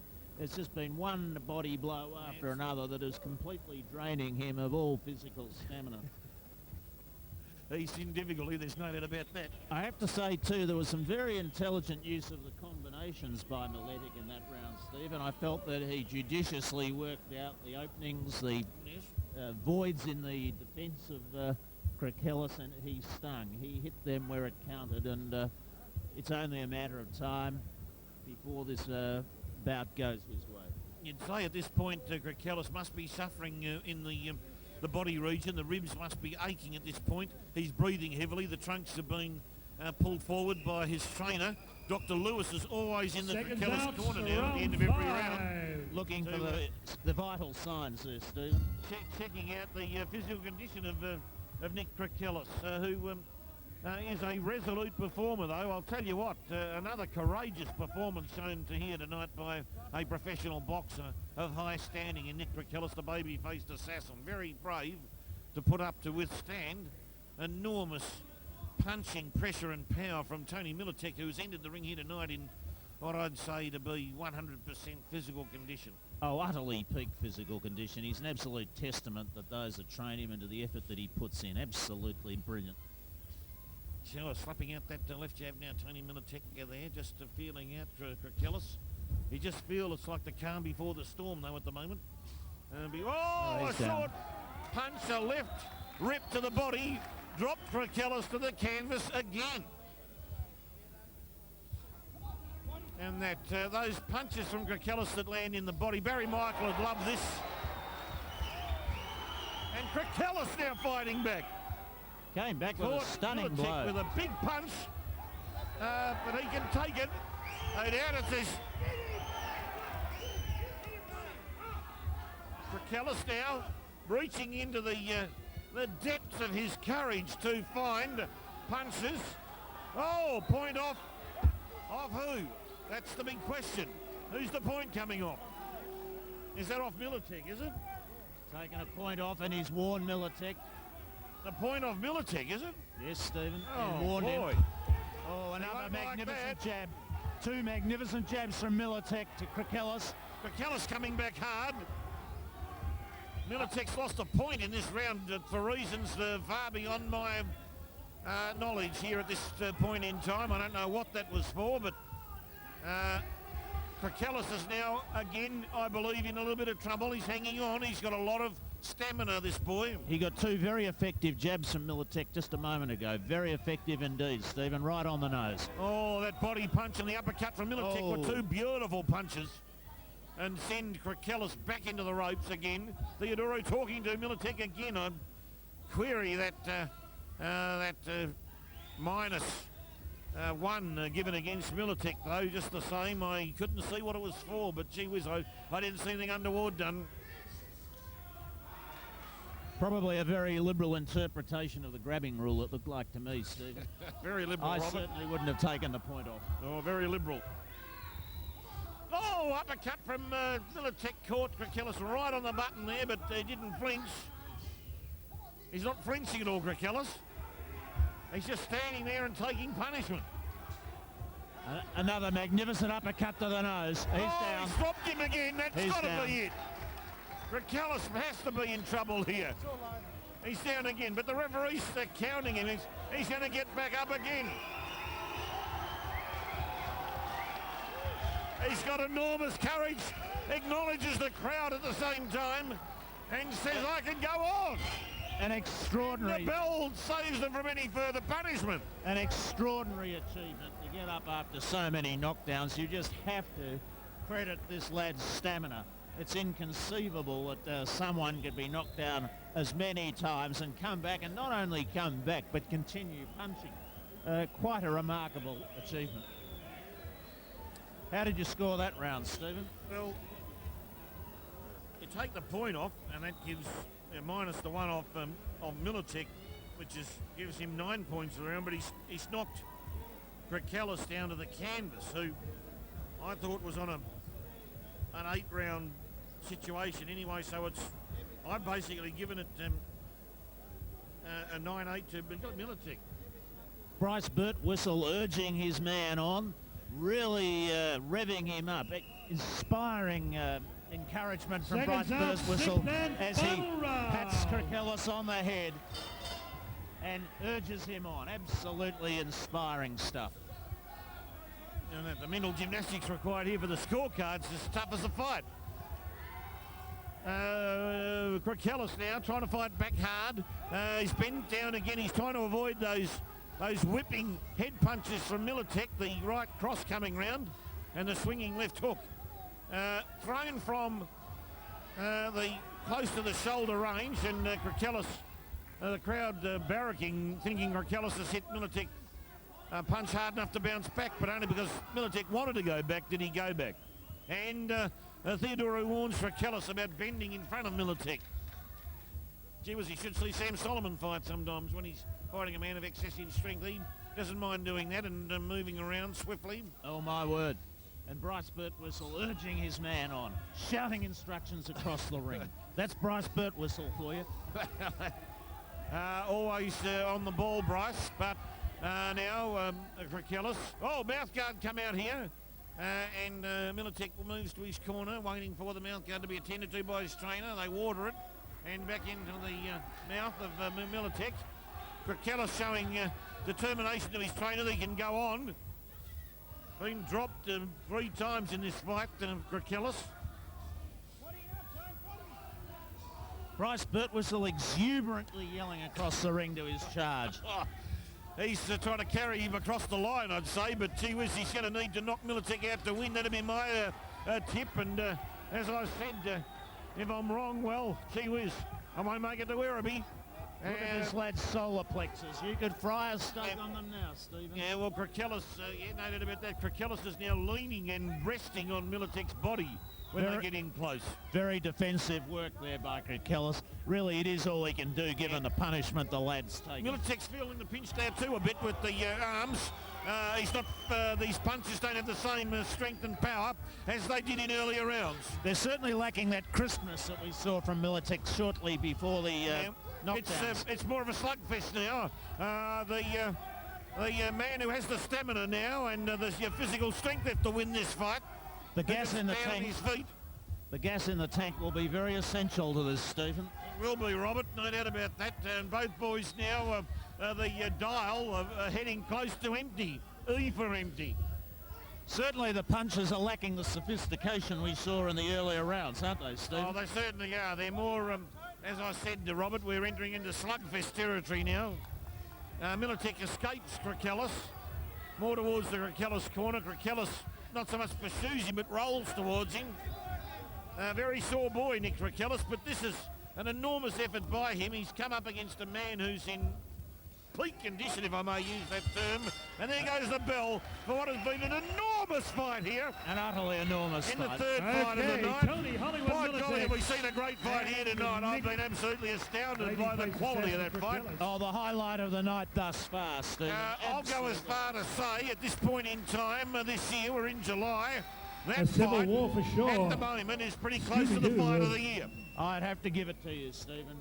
It was a Fellowship of the Ring, we spectacle, welcome Mr. BJC. demonstrated the greatest aspects of the The science of father boxing. It of was first kickboxing class. in Australasia and the world, Mr. Bob Jones. Welcome to you, Bob. Property developer, author, best-selling author, and a man who pioneered kickboxing in Australia and around the Pacific region. Bob Jones, Dave Hedgecock, Stan the Man Longanitas, Stan Greco, all great kickboxing champions. Mr. Bob Jones, super promoter. Here, as we go, the scorecards for this bout between two champion kickboxers, switching to Marquis of Queensbury in a return bout from March 15 here on Peter Maniata's Team Promotions. Who will it be? Well, we'll have a look at that during the week. Well, I've got no control over his commitment, so what do you want me to do? Go down with a gun? I'll tell you this, we'll have a word to him about that, but the one thing we're going to do next week is we're heading into Heidelberg, mate, probably about Thursday, with Michael Ray from Pump Gymnasium, Henry Herzog, engineer. When are you? Tuesday, eh? 2 weeks, is it? Yeah, what to do when you get back, because I don't know if I can organise it for Monday, it'll be too late. I'm going to go to court in the morning. When you get back, I didn't know you were going away. It's that's highway robbery. I'll have a look at that. I'll have a look at it. Yeah, I didn't know. He didn't have a time limit on his report on his bill. I saw his text in 10 minutes. Hurry down, get a new dictaphone and spew it out like. A big round of applause for Nick Krekellis, Sonny Milletic. As we go to the scorecards, it was tough and grueling. 5 official knockdowns. Ladies and gentlemen, Judge John Wheeler gives it 58-51. Judge Anika Williams, 58-50. Final card, Brian Membry, replicating John Wheeler, 58-51. All for the winner, red corner, Hollywood, Tony Milletic. Well, what did you think of that, Stephen? I had Milletic winning 58-52, so I am added in with the judges here on that fight without a shadow of a doubt. That is Latin for of the 1-9 for those unsure. Here goes Nick Krekellis with Howard Lee. Good fight. Was it 5 knockouts? 5 knockdowns, yeah, but you got up each time. Well done. I give him credit, he did come out strong this time. I did run out a bit of gas early, but I let my heart do it for all the people that come to support me tonight. I try to keep going and I did the best I can tonight. Congratulations, Tony. I'd just like to thank gentleman in my corner, Bryce. He's put so much hard work into me and I couldn't deliver it tonight and I apologise. But thanks everyone for supporting. Well done, Nick. Tony, when Ivan Riffo came past me tonight before the show, he said that you'll see a different Tony Milletic tonight, and you certainly were. You boxed along nicely, and maybe kickboxing could be put in the back drawer, and boxing could be okay, but congratulations, Tony. Oh, thanks for that. First thing, to take my hat off to Nick. He's just getting better with age and stronger as well. Bryce doing a good job with him. And just kept getting up. He's a strong guy. He's got a heart of gold. But I'll stay in kickboxing and boxing. I love them both.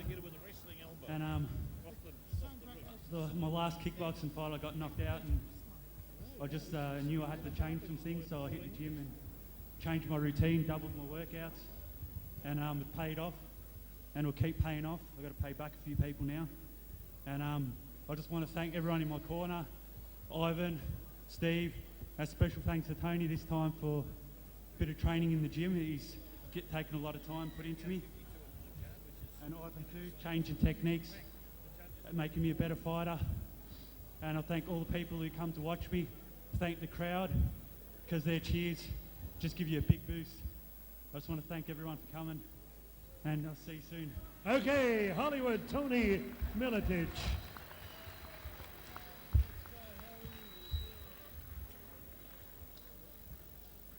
Right, I'll do.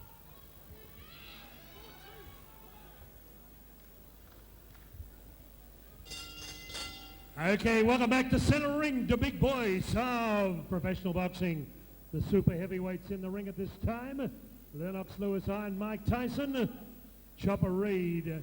Got nothing on these guys in center ring. 4 rounds of boxing in the heavyweight division.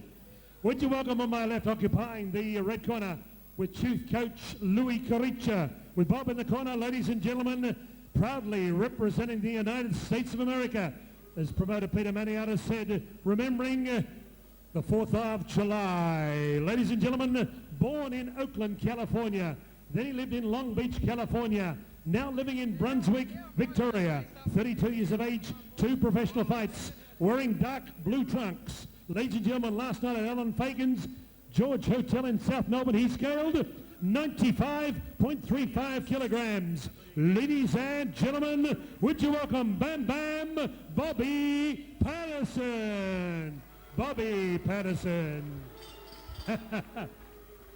And across the ring on my right, occupying the blue corner with the legendary Dave the Rock Hitchcock, with Mr. T, Matt Trahey, back at the underground. Ladies and gentlemen, making his professional debut with a galaxy of greats at ringside, scaling 93.5 kilograms from Reservoir, wearing black trunks with white piping. Would you welcome Stacks of Wax, Adrian the Rock Stack.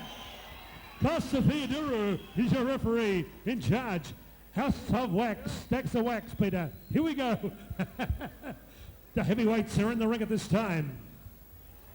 Here we are, ladies and gentlemen, at Maniata's Team Promotions for this big heavyweight joust between Bobby Paterson and Adrian Stack. And I have to my left Julian Holland. Great to see you, Julian. Yes, Well thanks, done, Steve. Costa It's great to be Theodoro here with always, referee's and, instruction. I tell you what, Adrian Stack's got a lot of girls following him. The crowd continues to roll in. It's a great sellout crowd. I've never heard Keep punching. a support fighter. It's been a long time since Okay, I've here we heard. go in just That's a moment. Sort of admiration for a fighter in a Round boxing event, and Stack 1. looks like he's been in the gymnasium, Julian. Yeah, he looks good, he looks fit, and I haven't seen him for a while, so we'll see what he can do in the first round. Robert, and now Bobby Paterson there, who came out of the red corner there in the blue trunks, lasted 68 seconds at the convention centre 6 weeks ago against big New Zealand fighter, I can't quite remember his name. Clay. Orgamui, wasn't it? Yeah, that's right. Clay Orgamui, and he has not, well, he hasn't shown much resilience in his career so far, but Theodoro breaks him up, and Stack is eyeballing Bobby Paterson at this point, doing a bit of psychology in the fight. Yeah, well, they really wanting to get it on the boys, and that's what we like to see in a heavyweight fight, isn't it, Steve? Let them go. Let them go. We've seen some big fights recently involving the House of Pain, and let's hope that this fight here can be just the same. Now, Robert, how are you seeing it over there at the moment? Oh, definitely. Stack is the aggressor. He's on the front foot the whole time, Stephen. Expertly trained by Dave Hedgecock, with Matty Trahey in his corner as well. Yeah, it's a big corner over there, a colourful corner of Dave Hedgecock, Mac Trahey, and is that James Ali over there as well? James Ali. And can move like Ali. No doubt about that, and Julian, these boys, I know they've done the work, they look pretty strong. I mean, Stack looks like he comes from more of a weightlifting background, would that be correct? Yeah, but, you know, like he's probably feels comfortable at that weight and that size, and, you know, as long as his stamina keeps on going, well, it doesn't matter what you look like. No, it doesn't really. Also adorned with some leg illustrations as well there. I notice, and he has a knee brace on the right knee. That could be coming from a weightlifting type injury, no doubt about that. I haven't seen him before, so that's why I've asked the question about the physique. He's certainly enormously built. Yeah, I know Adrian Stack is involved with Fast Form, the company that actually look after me, and I actually work with them at the moment. So there's a few of them here as well. Excellent. Well, that's probably part of That's the about round between one. these big heavyweights and Bobby Paterson. Welcome, Iron Paul Robinson. Good on you, Paul. Good luck in Sydney next week. Iron Paul Robinson. Kickboxing champ beat Tommy Hammer I think in his Bobby professional Patterson's boxing a very debut on the big confident sledder. guy. You know, he really backs himself in what he does. Year. So yeah, that's why he's like he is. You know. The lovely, radiant Leanne Maniatis is going to sing our national anthem before our main event of the evening. I don't know where or when. Yeah. But he's back in it now. He's in the Miller corner, it looks like. Now he's got a new training group. Yeah, but and how'd you score that first round, Steve? Oh, pretty even, June. I couldn't quite split them because there seemed to be a lot of grappling. There was a lot of missed punches, and the boys were sort of eyeing each other off a little bit. And I thought, well, a pretty even, scrappy sort of affair. Seconds out, round two. A little bit more of the Marcus of Queensbury can come into it in the second round. Yeah, that's right. Robert, how did you see the first round, Robert? Very close, but I thought Stack was definitely the more aggressive of the two. He was the one that was creating more of the players that were, Stephen. Yeah, no, could be seen that way, no doubt about that.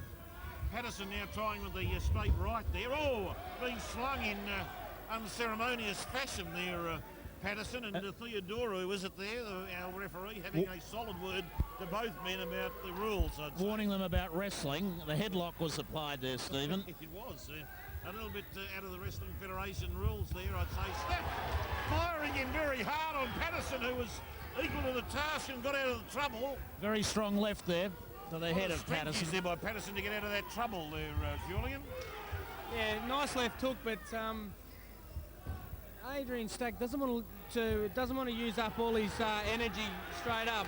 Bobby's not doing a lot of work at the moment. Oh, Stack is throwing everything at Paterson now. A barrage of punches there, Stephen, applied by Stack to the head of Paterson. An excellent combination. Certainly, and he's actually the lighter man on the weight scales. Theodoro warning Paterson again against the injudicious use of the headlock. Yes. More grappling here from Paterson. Certainly is. Oh, underneath the uppercut from Stack trying to break the threshold. Warning from Theodoro again. Yeah, Theodoro tonight, he's been prepared to dish out some... Oh, Bobby Paterson! Oh! And running over the top of Stack with that short the right hand to the jaw, Julian. Yeah, caught him with a good right hand coming in. See, Adrian Stack's sort of rushing in a little bit. He just needs to take his time and set his punches. Bobby caught him with a good right hand coming in, and so let's see how he gets through this. Oh, yes. I tell you, always trying to swing him now, Paterson, but also notice that Stack has a welt or an oversized mouse forming. I think that is a mouse, Stephen. Julian and Robert. Yes, that is a mouse, Stephen. Dave Hedgecock was screaming instructions out over the ring to his charge.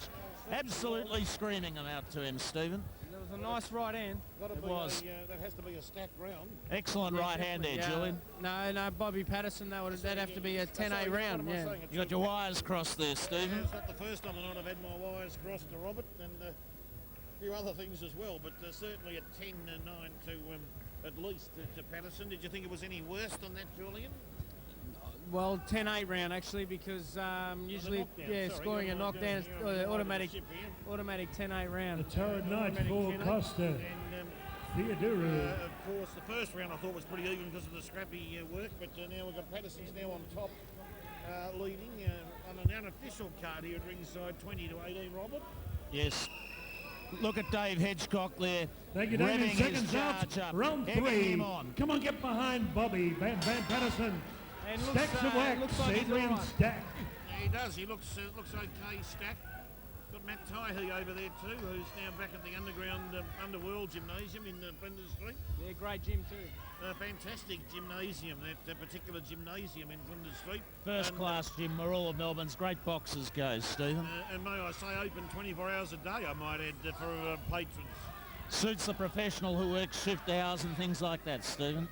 It does. The night owls around the place like my good self, Robert. And Now, I think the worst thing that Bobby Paterson could do now is just go on the defensive, thinking that he scored a knockdown and that he doesn't need to keep on putting the pressure on now. That's when he's going to get caught with a shot. So he's got to keep working, and Adrian's got to be careful at doing it as well. yes, there's no doubt about that. Adrian's trying to exert some strength, some punching power coming around the short ribs. Paterson's got to get out of that rope area and try to get back to ring centre. He's got to get away from that situation. Yeah, definitely. I think being there only allows you to be hit hard. You don't want to be there. There's been good fighters that can do it, but gee, it's hard to master that. Oh, and it takes a lot of, you've got to use up some strength to get out of those situations too, that you could more resolutely use more positively. Now Stack again pushing Paterson towards the neutral corner like a couple of mad bulls pushing into each other at this point, these two. Maybe they're getting a little tired. Stamina could be playing a part, Julian.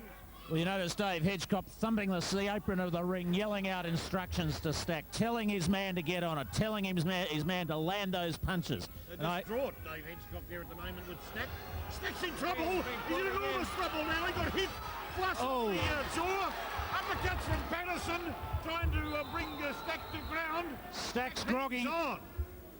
Enormously hangs on. He's in trouble, Stack. He got he's getting a bit tired, two magnificent uppercuts from Bobby Paterson. Oh my word, Paterson. That's about round three. Is on fire here tonight.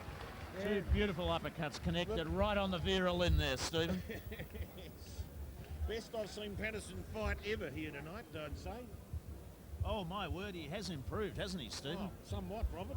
Well, he got caught. He fought a big guy last time. He got caught pretty hard. So, maybe that wasn't the Bobby Paterson that he's around. So tonight he's doing a great job, and I think he's fighting a little bit more tonight than what he was last time. He was just sort of boxing last time. Got caught with a good shot. Okay, an action-packed fight coming up towards the fourth and final. He's 5'11" and about Adrian the Rock Stack and he's got a punch if he Bam can get Bam to Bobby you. Paterson. Well, that's right. Yeah. The big Bobby boys Paterson boxing, a very scientific fight tonight, Stephen.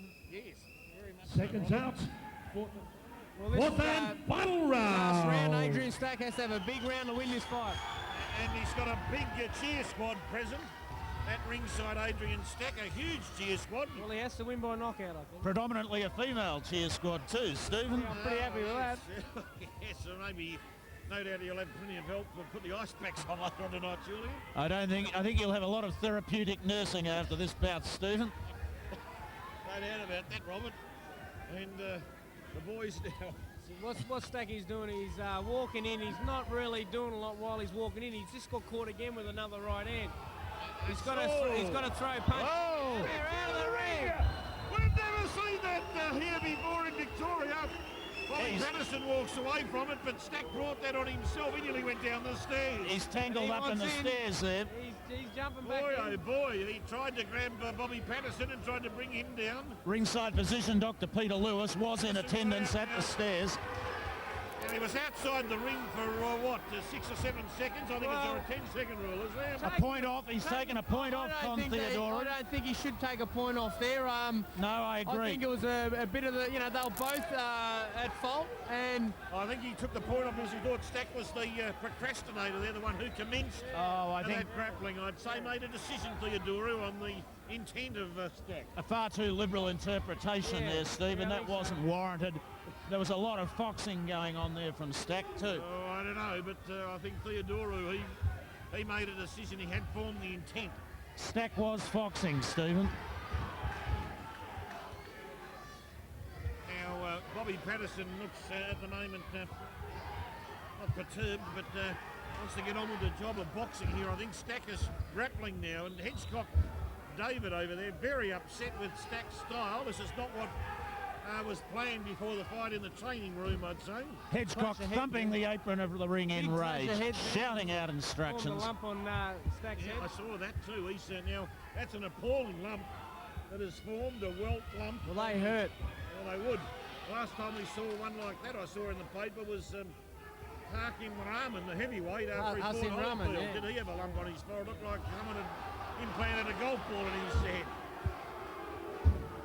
Stack now is East disconsolate, Stack. And there's the bell. Come on! What a rough and tough contest, including falling out of the ring there. Bobby Paterson. My word, that's a lump on the head of Stack. Oh, is it ever? 4 He's got rounds injuries of there, Stack. Did you see how old-fashioned he got brawling that, there. Stephen? Or Who will it Julian? be? Hey? Bam Bam Paterson or Adrian Lump on the Stack? side of his head. Head clash. Head Clash, right? Yes, good call, bang of heads. Julian. I saw it. The expertise of Julian Holland now to the fore there.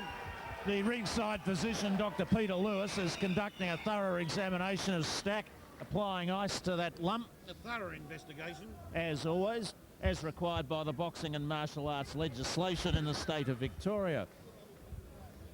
Now that Julian now knows he's got 2 lawyers at ringside, and I tell you what, if we keep this up, we might end up on the floor by the end of the night. He'll give us a short one of the rib cage, I think, if we keep up with that. Well, Stephen, you are highly expert in the area of the boxing and martial arts legislation in this state. Adrian Stack is waving to his entourage of supporters at ringside, a very large entourage of supporters standing to the left side of the ring area, and David Hitchcock applies the ice pack to the forehead. Matt Taihe is there with him with the water bottle and making comment to Stack, possibly that tactics could have been somewhat more successful than what they were, because I believe Bobby Paterson here has had a big win here tonight, unofficially of course. How did you score that last round, Stephen? 10-8 to Paterson. Yeah, I know. Very disgruntled people in the Paterson corner there, voicing their disgust with the point Wasn't coming. Paterson who lost the point, was Controversy. personified. Yeah, it was, yeah. Paterson who lost Yeah, the it was. point. Oh, yes, yes. Both boxers falling out of the ring. It happens a lot in the United States of America, not so much in Australia. Louis Carriga fired up there. Dave Hitchcock answering the replies. We'll talk to both camps after we Well, have a that doesn't decision. Make the defeat slightly less than what it is for Adrian Stack, in my view. My word, certainly an exciting bout, Stephen. As always, Oh good yeah, to see the definitely. Yeah, heavyweights. yeah, definitely. But you know, like you'll find when the boys have a few more fights, then they'll start letting more punches go. They weren't throwing enough punches, and they'll just start holding on and There on. was a lot of holding and grappling in that That's fight. right. Yeah. Very skillful use of the holding by Paterson. The occasional application of the headlock. He knew every. Well, I don't know about that. I reckon that Stack comes from more of a wrestling, With the grappling background, perhaps a weightlifting background, and maybe a bit of wrestling in his previous sporting experiences, because he did try to use some of those tactics more towards the 3rd and 4th rounds when he was becoming tired. After Paterson had done his damage. You've got to remember, Paterson did a lot of damage in that 2nd round, and that's where indeed. he basically won the definitely, fight, yeah. in my view. Yes. Yeah, the fight was pretty even other than that. A lot of support here for Stack. He's obviously brought along a big entourage with him. Very exuberant women folk down there expressing their unrequited support for Stack, which is great. to see. Okay, how about a big round for both fighters here before we go to the scorecards, which are desperately close. Howard Lee about to announce the A scores. big following, but the scorecards are fairly close by the sound of it, so Adrian, come across the centre ring while we announce the judges' scorecards. Ladies and gentlemen, on each scorecard, each judge has it the same way by 1 point. 38-37, Judge Wheeler, Judge Williams, Judge Membry. But it's a split decision, so we'll go through it. Edgar Williams has it 38-37 for Stack. Judge, World Championship Judge John Wheeler saw it the other way, 38-37 for Paterson. The final and deciding card, Judge Brian Membry has it 38-37. 38-37, the winner, blue corner, Adrian Stack. Well, the crowd are absolutely erupted at that result. The crowd have gone mad.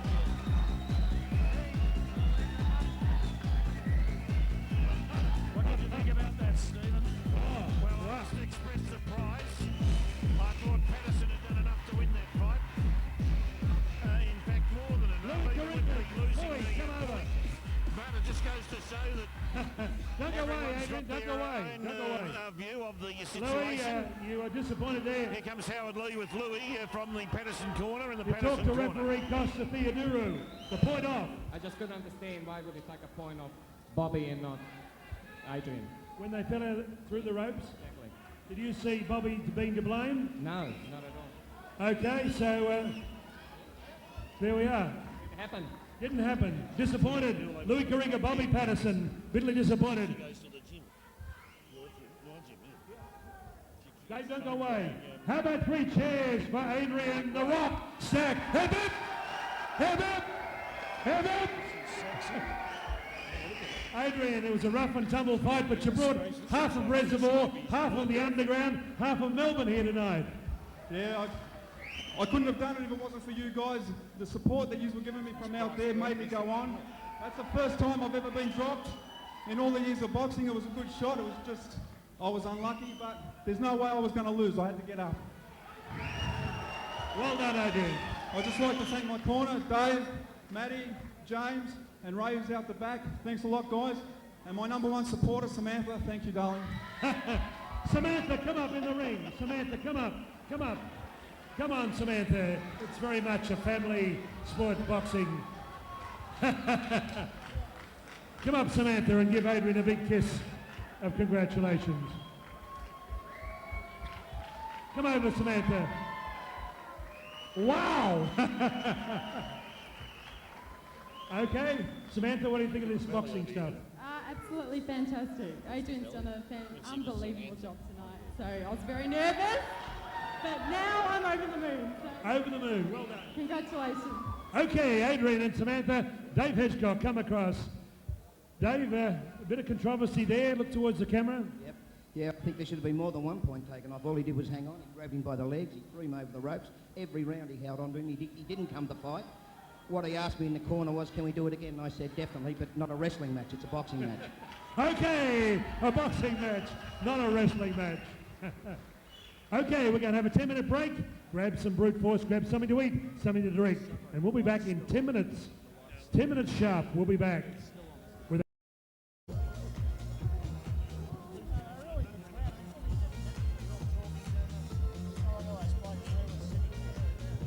semi-main event of the evening. Welcome back to Final Countdown, Melbourne Stadium on this Friday night. Your promoter, Peter Maniatis, Team Promotions, in the mighty heart of Malvern Town. Ladies and gentlemen, 8 rounds of boxing for the vacant Victorian Junior Lightweight Championship. Would you welcome, ladies and gentlemen, on my right, occupying the blue corner, from Campbelltown, New South Wales, making his professional debut in the Victorian Centre Ring. In amateur boxing, 25 fights, 22 wins, only 3 losses, 6 big wins coming by way of knockout. He turned professional earlier this year. He's had a very busy schedule of 6 fights, 4 wins, 2 losses, 2 by knockout. Tonight, ladies and gentlemen, scaling 58.55 kilograms, wearing black trunks with a touch of white and red. Ladies and gentlemen, from Campbelltown, New South Wales, would you welcome the bomber, Brendon Batty. In this 8-round state contest for the Junior Lightweight Championship, across the ring occupying the red corner with Ray Giles, Dave Hedgecock and Mr. T, Matt T in the corner. Ladies and gentlemen, originally from Mariba in North Queensland. Then he was part of Team Fennec, now based in Melbourne, Victoria, from the underground in professional boxing. 7 fights, 6 wins, 1 loss, 3 wins by knockout. Wearing black trunks, having his first professional fight since July 1999. 3 years out of the ring, scaling 58.45 kilograms. Would you welcome the Taipan, Dallas Costello. Judges, Anika Williams, John Wheeler, Brian Membry, your timekeeper at the bell, Damien Membry. Malcolm Bullner's your referee in charge of the action. He was the #2 ranked amateur in the world. Gentlemen, welcome up to centre. Two-ranked amateur when You he know the was- rules you're fighting and under? then he had a gap in time, didn't he? Obey my instructions at all times. Whoever shake hands, whoever come up fighting for that last Is round. that a bit of a Shake layout? hands, now come up fighting at the bell. May the best man will. Good luck. Here we go now, ladies and gentlemen. The Maniatis Team Promotions here tonight at Malvern Town Hall. Here we go. What should Let's be get a it on magnificent for our lightweight semi-main bout event. between It's showtime, round one. In the red corner in the black trunks. And young Brendon Batty coming out of the blue corner. I have with me Misha Mertz, the famous author of the book Bruising on the Women in Boxing, amateur boxing champion, and Robert Cameron to my right. Misha, how are you tonight? I'm pretty good, thanks. Had a top night's boxing here tonight, have we not? Action-packed. Thrills and Absolutely spills. superb. Now, you train with Dallas Costello down at the Underworld Gymnasium in Melbourne, and he's looking good already, Dallas Costello, there with some fiery punches towards the midsection, but caught on Batty's hands. Misha, he's a young prospect coming up in the Ray Giles Gymnasium there. He's an extremely good boxer. He's been sparring a lot more to do this week and looking pretty good. It's pretty good, does he ever? He's extremely quick. He's just settling in now. I think he's a bit nervous because it's his first fight back in about 2 or 3 years. Yes, and you see he's a champion amateur in the world, second best amateur in the world, is he not? That's right. He was ranked number 2 in the world in his weight division.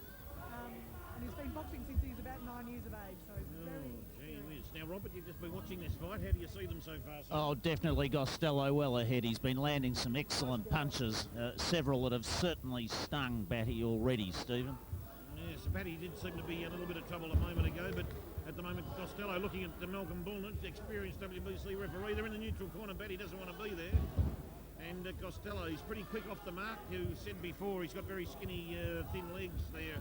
Misha, will that have any grave effect on his abilities, do you think? Yeah, look, he's very quick on his feet. He's very light on his feet.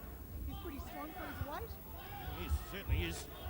And he seems to have very good reflex skills too there. Eye contact, spot on. Batty's a pretty tough customer. We've seen him, I think, once before. And he seems to know the ropes. And grappling now. And sure, he's certainly putting Dallas under a lot of pressure. And I think it's a big wake-up call for his first time back in the ring, but I think he's doing okay. He's been sparring well with a lot more to do, no doubt. Stephen, you can see why they call him the type hand. He's able to duck and weave and then strike like a serpent. Yes, well, no doubt. With those trunks, live up to that without any trouble, Dallas Costello. Dallas is finding his range now with that jab, which is very fast, and it's going to be very difficult to counter. Certainly is. Now Batty there was trying to get through a right hand there, but then slapped him across Costello across the chin with the left, and comes up underneath with the uppercut Costello. That's not bad. They're tangling up again now. A lot of grabbing in this first round of this fight between the two boys. Very quick fellows, junior lightweight level. That title's now vacant since Karim Nasher handed in his belt. Well, I do hope Karim will. I hear he's coming out of retirement. Is that right, Stephen? I haven't heard anything about that, Robert, at this point in time. That's my confident assertion he is, and I do hope he goes back to the UK and has a rematch with Alex Moon. He has. He's entered the matrimonial stakes, but we'll have to wait and see about Karim. But no doubt that title at the moment. More importantly, though, that title is vacant, and these boys looking to make a mark on it.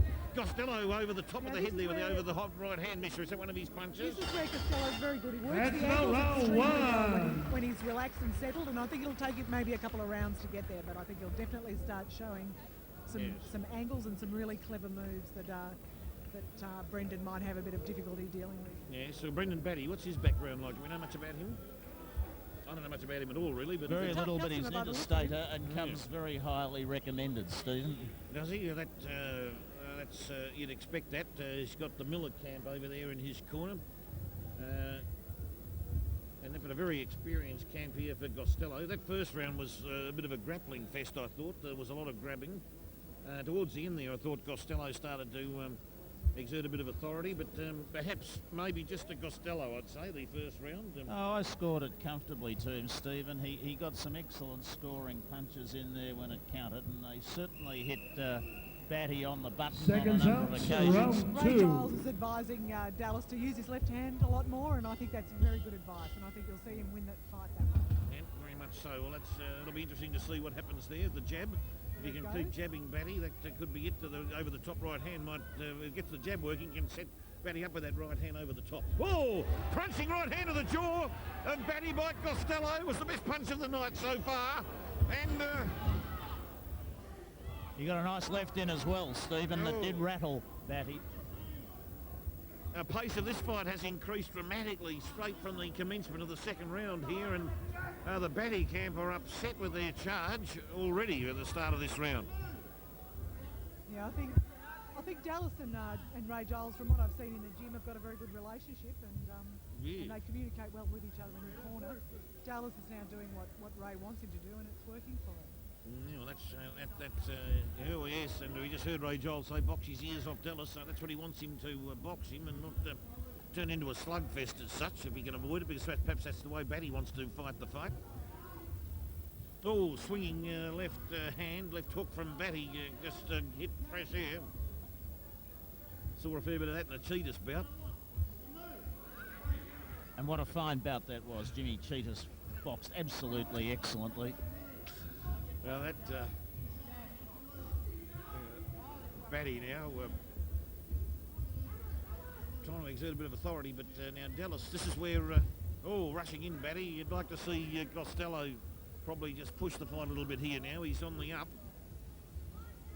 And just keep sticking at that jab, which is nice. He's nicely constructed, Dallas. Costello, I think he's just caught Batty with a short one. Was it to the jaw? I couldn't quite see that. I think he might have just lost balance there for a second. I mean, I think as long as Brendon Batty just stands in front of Dallas, he'll get in trouble. And he has to keep moving around to... Yes, Batty seems to lack leg movement. And that Ray Giles is whipping out the instructions. Edgy was a very experienced corner here with Matt Trihey there and also Dave Hedgecock in the Dallas Costello corner. Big underworld support. Gee whiz, they support each other. They're probably equivalent to the body punch city that the Ellis camp have got. There's a lot of loyalty there. That's right. People sort of develop a bit of a bond with each other when they train in the same gym, whether we're with the same trainer or not. They sort of get to... sort of barrack for each other when they get in the ring there? Certainly do. We just saw that with the Adrian Stack fight where he had a virtual cheer squad here tonight at the Malvern Town Hall. My word, it was a big cheer squad and a very vocal one, Stephen. Was it ever? Referee they screamed ball the house down for their them. man. He'd be still in the rooms there with the ice pack applying to that huge lump on his forehead. I think he is, yeah. I said to him before, Adrian, you're still pretty, and he said, oh yeah, of course. Yeah, a lot of there was girls any in doubt. his cheer squad, I noticed. No doubt the ladies in his cheer squad would be applying some therapeutic treatment, Steve. It's now round 2. Well, that was fairly scrappy, but I think Costello won it. Oh, definitely. Without a shadow of a doubt, he's the crisper fighter here. Batty is unable to make any headway on Costello. I've got to say I'm biased because I've been watching Dallas's progress over the past 6 months, but I think it's definitely got this fight at this stage anyway. Of course, boxing being what it is, anything could happen in the next few rounds. Robert. How did you score that, Stephen?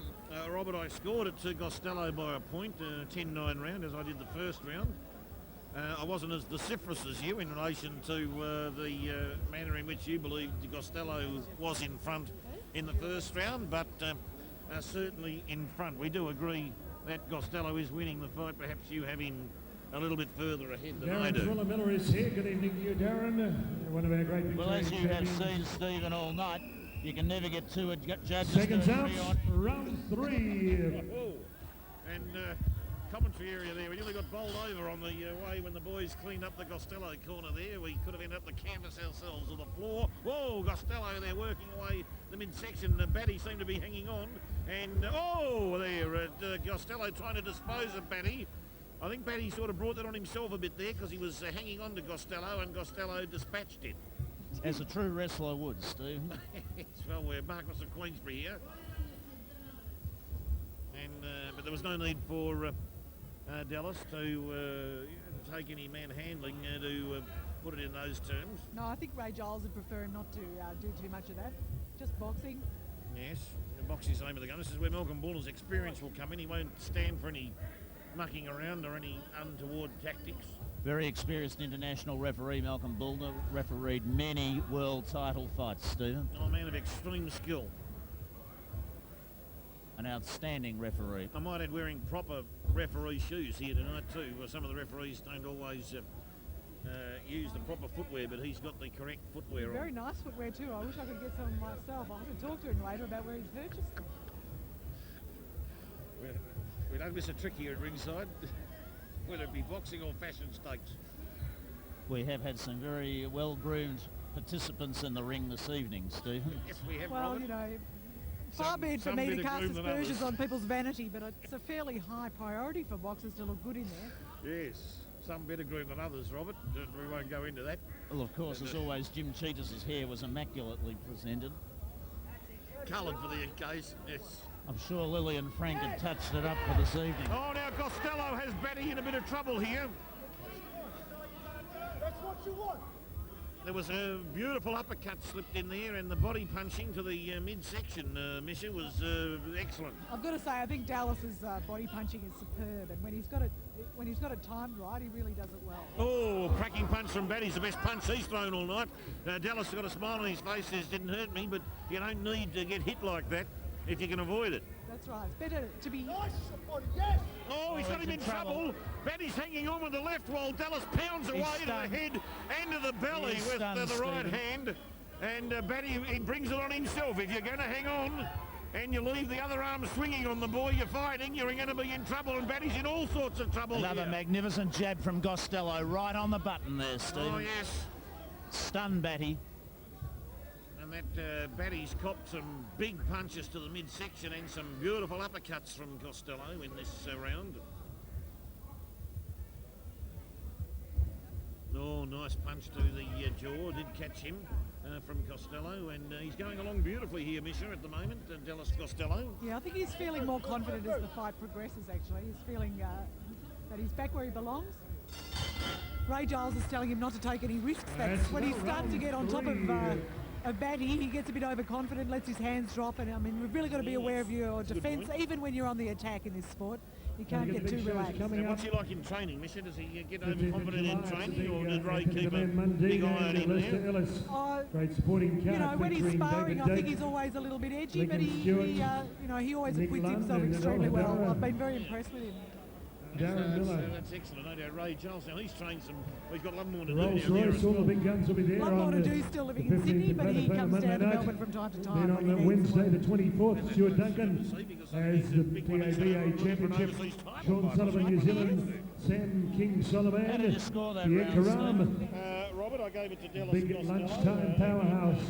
World Championship fight. He did. He's exerting. Seconds out, round 4. In terms of his skill, which is at the moment a lot higher than young Batty coming out of the blue corner there, and I even think the Batty corner would be the first to admit that Costello was in his reflexes and his skills at the moment are showing forth.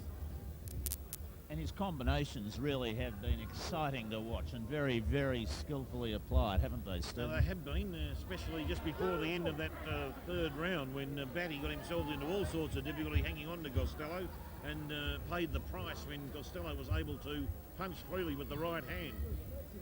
Oh, big punch there from Dallas Costello. I think it hit the glove. I think that's what Ray Giles means when he tells him to not take any risks. He was very open then when he came in. Yes. He certainly scored very well with the jabs too. In these opening excellent moments. jab. It's really the foundation of all good boxing, and Dallas does it very well. And quite often not used as much as it should be. A very effective punch. Yep. And there's no doubt that one thing Batty has got there is resilience and toughness. There's no doubt about that. He's a very tough boy, and going to need everything here. He might even be a bit physically, somewhat physically stronger than Costello in terms of just brute strength. Oh, clubbing right hand from Costello, landed on the left cheekbone of Batty, but he hasn't flinched. Oh, I disagree, Stephen. I think Costello's got the stamina, he's got the style. He really is a consummate young boxer. Oh, I didn't dispute that, Robert, and I wasn't. I think you probably misheard me then, due to the commentary that we're getting coming from that corner of Costello, which is overriding us a bit here, but I think that Costello, I'm just saying that Batty just looks to be a little bit physically stronger, but he's a tough boy. He's going to be hard to drop throughout the fight, but he was stung him at the end of the third round, and I thought Batty may have gone down, but he managed to keep his feet. Oh, it's my confident assertion that he will go down in due course. He might too, because flush on the face, that straight right from Costello was a crisp, perfect punch. Oh yes, you could almost feel it here, couldn't you, Stephen? I think the ring shook then. Misha, that was a beautiful punch, would you agree? Brendon Batty keeps readjusting his jaw. I think he's definitely feeling those punches. Oh, well, obviously feeling the effects, but the electricity's not travelling from the point of the jaw to the brain of Batty at this point. He's able to maintain his composure. You get the feeling, though, that if Costello was able to drop a very heavy punch into that region, then that might be a case of that's all she wrote. Well, bear in mind, it's eight rounds, Stephen, and it's a long way to go yet in boxing terms. And I'm sure the strategy of the Costello camp will be to exploit that opportunity which will inevitably arise. Yeah, well, I'm not going to dispute that. Not at all. I think at this stage Dallas is looking fresher. Brendan Batty's looking a bit weary. Yes, And, we're taking some punishment, Batty, you know. Certainly. I agree. He's certainly looking remarkably fresh, isn't he, Just Misha? going through those big He's shows. barely got a sweat up. 21st of July before you at ask the me the Hotel, question, I'll tell you Ingham that I Street. believe that was another Fay and 10-9 Bill Drake round host to, Shane Mosley, Vernon Forrest, WBC. Yes, I would have scored it that Welterweight way, championship Stephen. in the I world don't in believe it. IBF. I actually agree with you. Also on in that that same day, score. Team Brizzy, Silver Gloves Boxing, Calabria Club, West Brunswick. That night, Sunday, July 21, George and Louise Golovos, Coburg City Hall, Kyokushin, Kickboxing, 7 p.m. start. Oh, yes. Wednesday, the 24th of July, Stuart Junkin. Then Friday, the 26th, at Fort Knox, Murray Thompson, Fighters Factory, Fort Knox, Costa Chundros, Stephen Marks, Aaron Kelly, Lethal Lee Purcell, Stuart Voller. Friday, July 26th. Seconds out, round 5. Seems to be a bit of a interesting situation there with two different businesses with the same name. But, I think that could lead to some problems with Section 52 of the Trade Practices Act. Might be some business in it for you after all. Yes, that's right. Well, our barrister commentator here, Robert Cameron, has already picked up on that issue, but we'll have to wait and see the developments. But no, from what I hear, it's an excellent drink, and I'll certainly be having some more of it later on. Well, it led me into error. I thought it had sponsorship or approval from Brute Force Demolition, Steve. I didn't see the word demolition, Robert, but far be it for me to be critical. Now, let me see what's happening here at the moment now. Costello trying to, again, exert authority on Batty. Batty now bending down in a grappling situation with Costello, and Malcolm Bullner splits them up again. The boys might be starting to settle down into a perhaps a couple of rounds here that may not be as exuberant as what we've just recently seen. We'll have to wait and see, but... Oh, I can't imagine Dallas settling down in any shape or form, Stephen. He is the type hand. He's not called that for no reason. Look at him go. Yes, this is just said that. He dropped a beautiful straight right into Batty. There's some blood being spilled here. Brendan Batty's definitely suffering through this round. Batty's got a blood nose. The right nostril now is bleeding. Well, no doubt his cornerman will apply some adrenaline to that bleeding nostril. Yes, you'd think so. That would be what would be necessary. It's a lot of blood now coming out of that nostril. Being splashed around a bit too there, that blood. I think it's important now for Dallas to just not get overexcited by what he sees before him and not take any undue risks. Yes, it's just the sight of blood doesn't... you think what you're saying, Misha, is that don't let it change your strategy. Yeah. At the end of the day, because they'll apply the adrenaline. Oh, and Costello there, big right hand coming through. And Batty, the effects down. Bullner is having a word to Costello about something there, Misha. I think he might be pushing his head down a bit when he comes in. Coming in just to watch. Oh, and the blood all over Costello now too. The Batty blood is spilling profusely on Costello. It's not a pretty sight in that ring just at the minute. No, it's not. Yes, no, well, the rest of the body is fine, but the right nostril, I think, is the problem area. I think what the point being that he's not cut, so the fight's not going to be stopped on a bleeding. Oh, no, not at all. No, of course not. No problem. See, big punch from Batty. Magnificent left. Magnificent. Caught Costello to the right side of his esophagus, I think, more than anything else. Your knowledge of anatomy is quite impressive. That's the sort of education you get at the Pump Gymnasium, Just south of the trachea. Well, I actually attend Jim's gym at Grovedale, where Jim Chetios is the fitness advisor. That's right, yes. Robert himself there, your ring announcers, we're not slouches, we're all in training.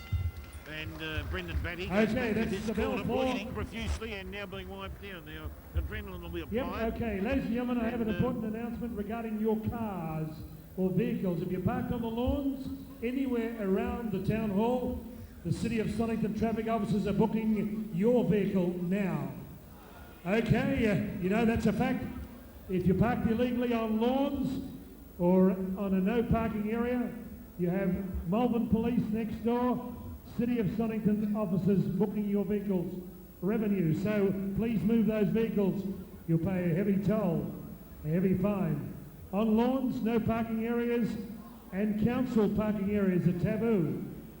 You must move your vehicle, otherwise you'll pay a heavy pittance with a pink ticket. Seconds out, round the 6 of this 8-round state championship fight. Dallas, Taipan, Costello, and the bomber, Brendon Batty. Come on, get behind Batty and Costello. Round 6, Stephen. Yes, so far, so good for Costello. He's won virtually just about every round on the unofficial cards. Malcolm Bullner separating the fighters. Oh, yes. Showing excellent skills there, Malcolm Bullner. Oh, Costello underneath the uppercut. I think some of it may have did it get caught in the gloves or did it get through? He rattled Batty with that one. A nice uppercut, Stephen. Batty's got a very bad nosebleed because already we're only about 25 seconds into this the 6th round and he's bleeding profusely from that nostril again. So the medical skills in the Batty corner not quite to the fore there to be able to stop that blood from spilling from the nostril of Batty. Who would you treat as the best cut man in the business, Stephen? Well, Krekellis 1 is the best cut man in the business. Yes, I don't think I've seen a better cut man than Keith Ellis Senior. Len Swetnam was always very good too, yes, Stephen. well, Len, of course, is retired now, but Barry Michael swears that Len Swetnam was the best cut man in the business. Oh, Len was very good, but I'd have to say by a whisker, Keith Ellis Senior, Stephen. While we were talking, then Costello caught Batty with a beautiful straight left-to-left jab straight on the forehead. Virtually imprinted his glove on that forehead of Batty. And Bullner now was slapped to the rump of Costello in a different style, referee style. There's not much of a rump there to slap from what I see. That's right. He's a very lean customer, Costello. Outstandingly prepared for the bout, Stephen. Oh, yes, by Ray Giles. I think this has definitely been the skill boxing bout of the evening. It certainly is. Costello being hung onto by Batty there, and this is what got Batty into trouble at the end of the 3rd round. He hung on to one glove and got pummeled with the other. Oh, again Costello there with that right hand slapping across the face that right of Batty. Connected beautifully, Stephen. Batty's face becoming a mask of blood at this point in time, Robert Misha. Yes, it's certainly looking almost opaque.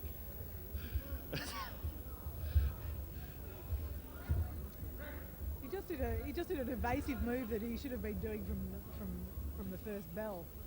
Yes. Batty's really just not offering much of a moving target for Dallas.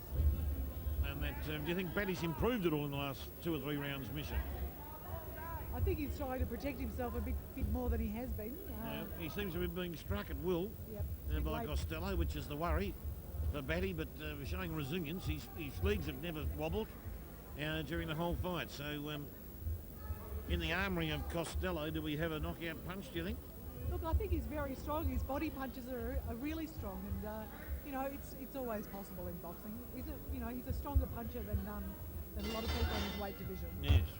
I think he's certainly got championship material written on him as far as the Australian junior lightweight title is concerned.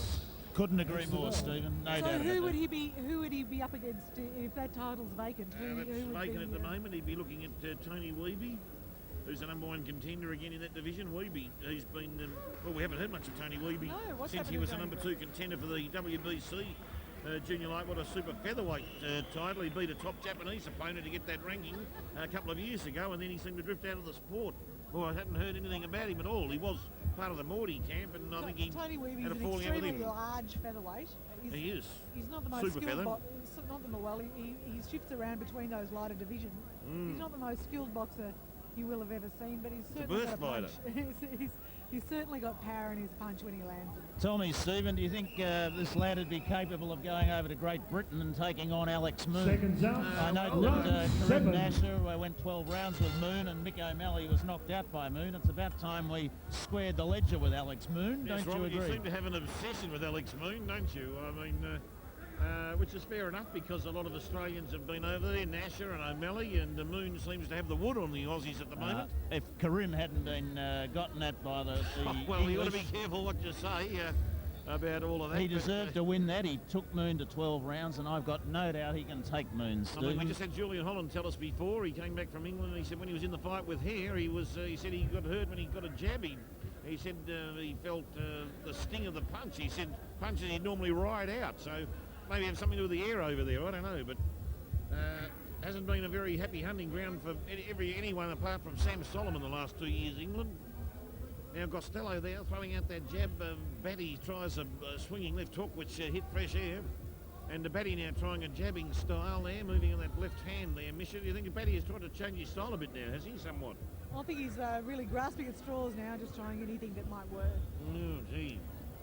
And that, I think the interesting thing here is that Dallas has copped a few punches in this fight. I mean, it hasn't been in one-way traffic. No, not at all. But no, he's warmed them extremely well. I mean, that's what you don't really know about a boxer as he moves up the rankings, is whether he can take the punches.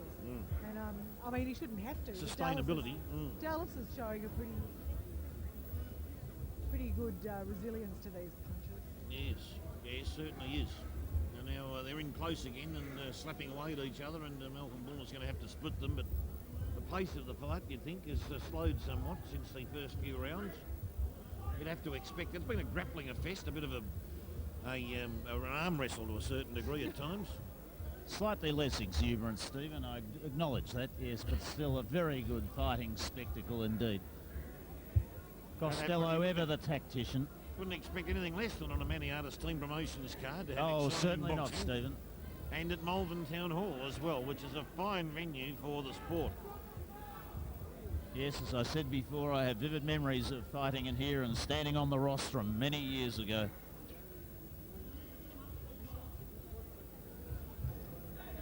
Costello again trying to get that jab working with the right hand coming through, but Batty saw it and leant down. Now, what happened there? Well, Ray Giles said that's not a left lead, and Dallas walked into a punch. Walked straight into it. Straight into a Batty punch. That's right. He didn't lead with his jab. They're getting a bit frustrated in his corner.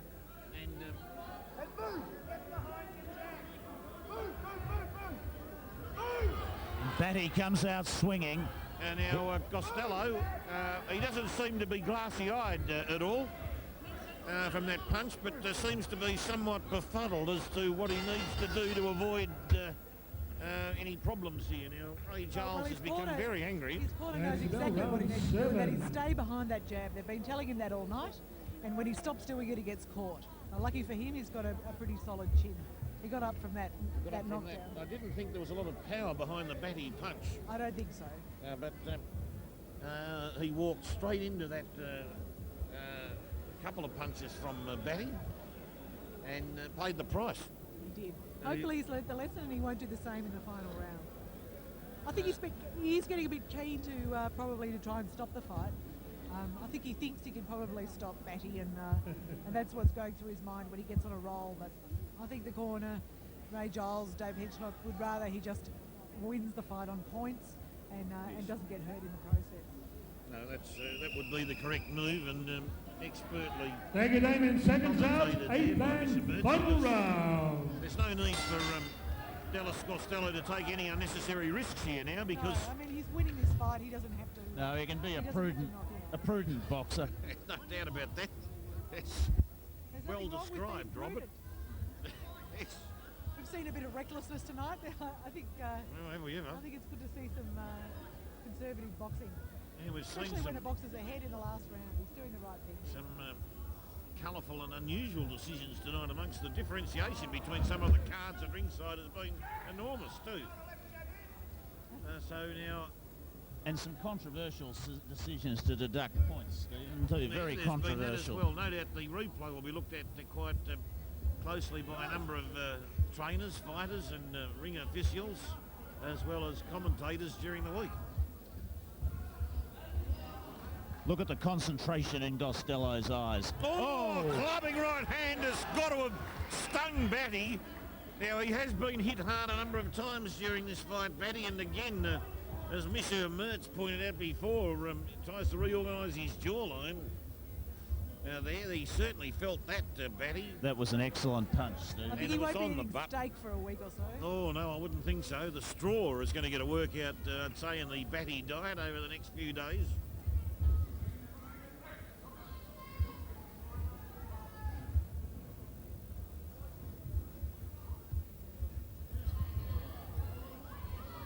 Batty swinging wildly there, now grappling with Costello. Costello hanging on, not taking any risks now. He's not allowing Batty the freedom of movement he gave him in the 7th round that ended up with him splayed on the ropes from a Batty punch.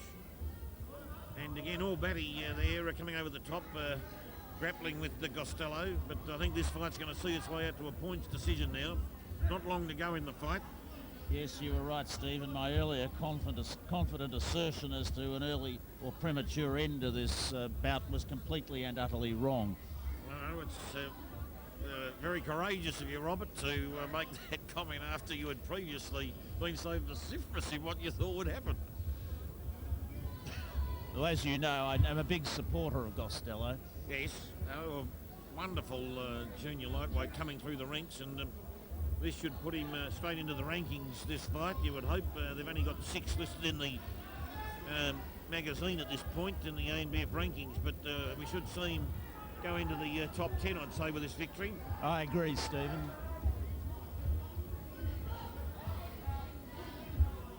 He's also an outstanding role model for young boxers, Stephen. He's a very pleasant, fine young man and something that we should be fostering in our great sport. Oh, without a shadow of a doubt. Oh, a beautiful moving right hand from That's Costello. all. Come on, put your hands together for the bomber, Brendon Batty, and the Taipan, Dallas Costello. A ton of applause there from the crowd for a Referee courageous Malcolm Butler will performance. collect the scorecards. Judges Brian Dallas Henry, Costello Nicky Williams, John showing Wheeler. skill We and go to dexterity. a decision for the Victorian Junior Does look Lightweight very Championship. fresh. Very crisp, Into the very fight, fresh gets indeed, sprayed yes. with the water bottle, and he's a pretty testament. happy boy at this end of the fight, you would expect. Now, A thorough testament to his Thank fitness you. levels, Stephen. Ray Giles is there. He's got the cloth out. And, Stuart Duncan, young you coming Batty down still, to fix the championship belt? bleeding from the nostrils, well, one nostril, but his corner there are sorting him out at this point, and he'll get Would the that ice be rag a out. deviated septum he'll be dealing with in the future? Welcome one of Melbourne's most enterprising real estate agents and auctioneers, Mr. Bill Stavrakis, and lovely lady Natasha. Good evening to you, Bill and Natasha. Thanks for joining us at ringside at the Melbourne City Hall on this Friday night. Scott, congratulations, Scott. You won the magnificent T-shirt, or you bid for it. Good, Scott. We're going to wait for the decision. Tell us about July 24. Going to be a great afternoon of boxing. Yes, it will. Dad's putting on a promotion for charity, which is going to be great. We're all looking forward to it. Okay, July 24. A big week of boxing that week for the board. Scott Brower, Bart McCarthy, Bob Todd, and Dr. Simon Hillman.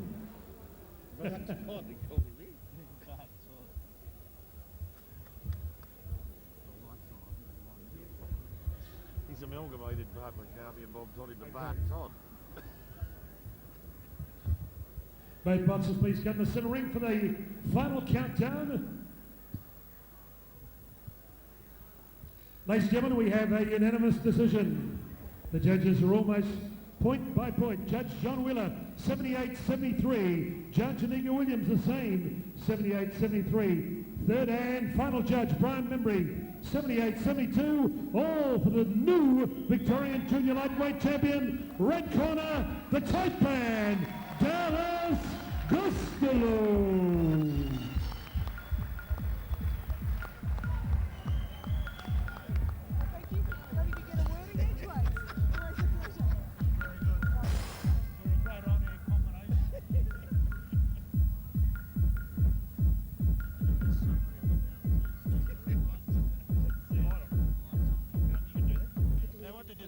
Stephen?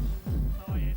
Costello, no doubt, had all the skills, he had all the moves, put on a great performance. He's won a Victorian Junior Lightweight belt. Now we'll try and, obviously, over the next 18 months win the Dallas, just a Australian quick title. word, Here comes Howard Lee. congratulations. Thank you, Stephen Peake and Rob Cameron, Misha Mers. Well done, Dallas. Your first fight in Victoria and your new home and a big win. Yeah, thanks very much. I'd just like to say thanks to Fit People, Ray Giles, my manager Stuart Duncan, for sponsoring me and making these fights happen for me. Thanks so much, Chewy. The Underworld, Matty Fly, that's the Underworld. Dave, thanks so much, Jim. Appreciate it. Thank you. Okay, Dallas, the tight man, Costello. Manager Stuart Duncan and all the team, congratulations. You'll see Dallas on the big July 24 show, all being well. And 2 nights later, big Murray Thompson show at Port Docks, remembering Mick Canavan. Jamie Waru from New Zealand. Would you welcome to centre ring to sing the Australian National Anthem, Advance Australia Fair, the lovely Miss Leanne Maniatis.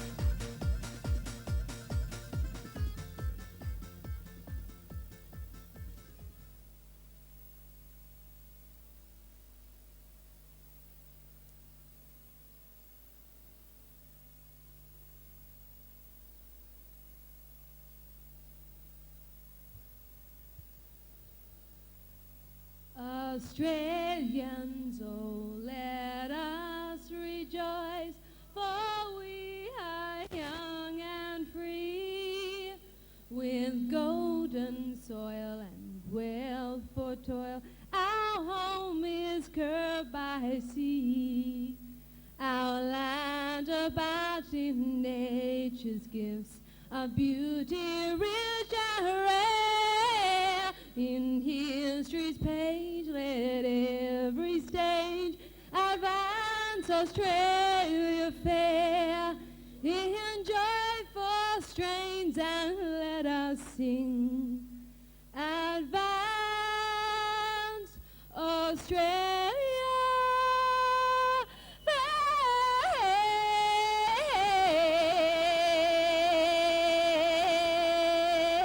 Thank you. Beautifully done. Boxing referee in charge of the action. When the bell tolls, Malcolm Bullner. We welcome members of the Professional Boxing and Martial Arts Board to ringside. Scott Brower, 2 times Aussie Professional Boxing Champion. Bart McCarthy, Dr. Simon Hillman, and Bob Todd. Ladies and gentlemen, it's showtime. Let's get it on. Introducing first, on my right, occupying the blue corner, from South Auckland, New Zealand. Earlier this year, 6 weeks ago, he captured the New Zealand Junior Welterweight Championship in professional boxing. 18 bouts, 13 wins, 2 draws, 3 losses, 4 big wins coming by way of knockout. Earlier this year, fought in Australia, the legendary Jeff Flash Malcolm. Tonight wearing white trunks with black trim. Ladies and gentlemen, would you welcome the New Zealand champion fighting for the first time in Australia, the Iceman, Jamie Waru. Waru. And across the ring, occupying the red corner on my left, he trains at the Colts Gym in Paran by way of Box Hill North. Ladies and gentlemen, 11 years in amateur boxing, kickboxing, and professional boxing. He's ranked number 8 by the World Boxing Organization. He is the Asia Pacific Junior Welterweight Champion, the former PABA Super Welterweight Champion. Professional record of 11 bouts, 9 wins, 1 draw, 1 loss, 5 wins coming by way of knockout. wearing black trunks with a touch of blue with white trim. Would you welcome Melbourne's own, the Terror, Nick Tetoros. Malcolm Mulner, here we go. Jamie Waru, Nick Tetoros. Welcome to Centre Ring, gentlemen. Good luck to both you boys. May the best man win. Remember to shake hands before you come out for that last round. Shake hands now, go to the rings, go to your corners and come out fighting at the bell. Good luck.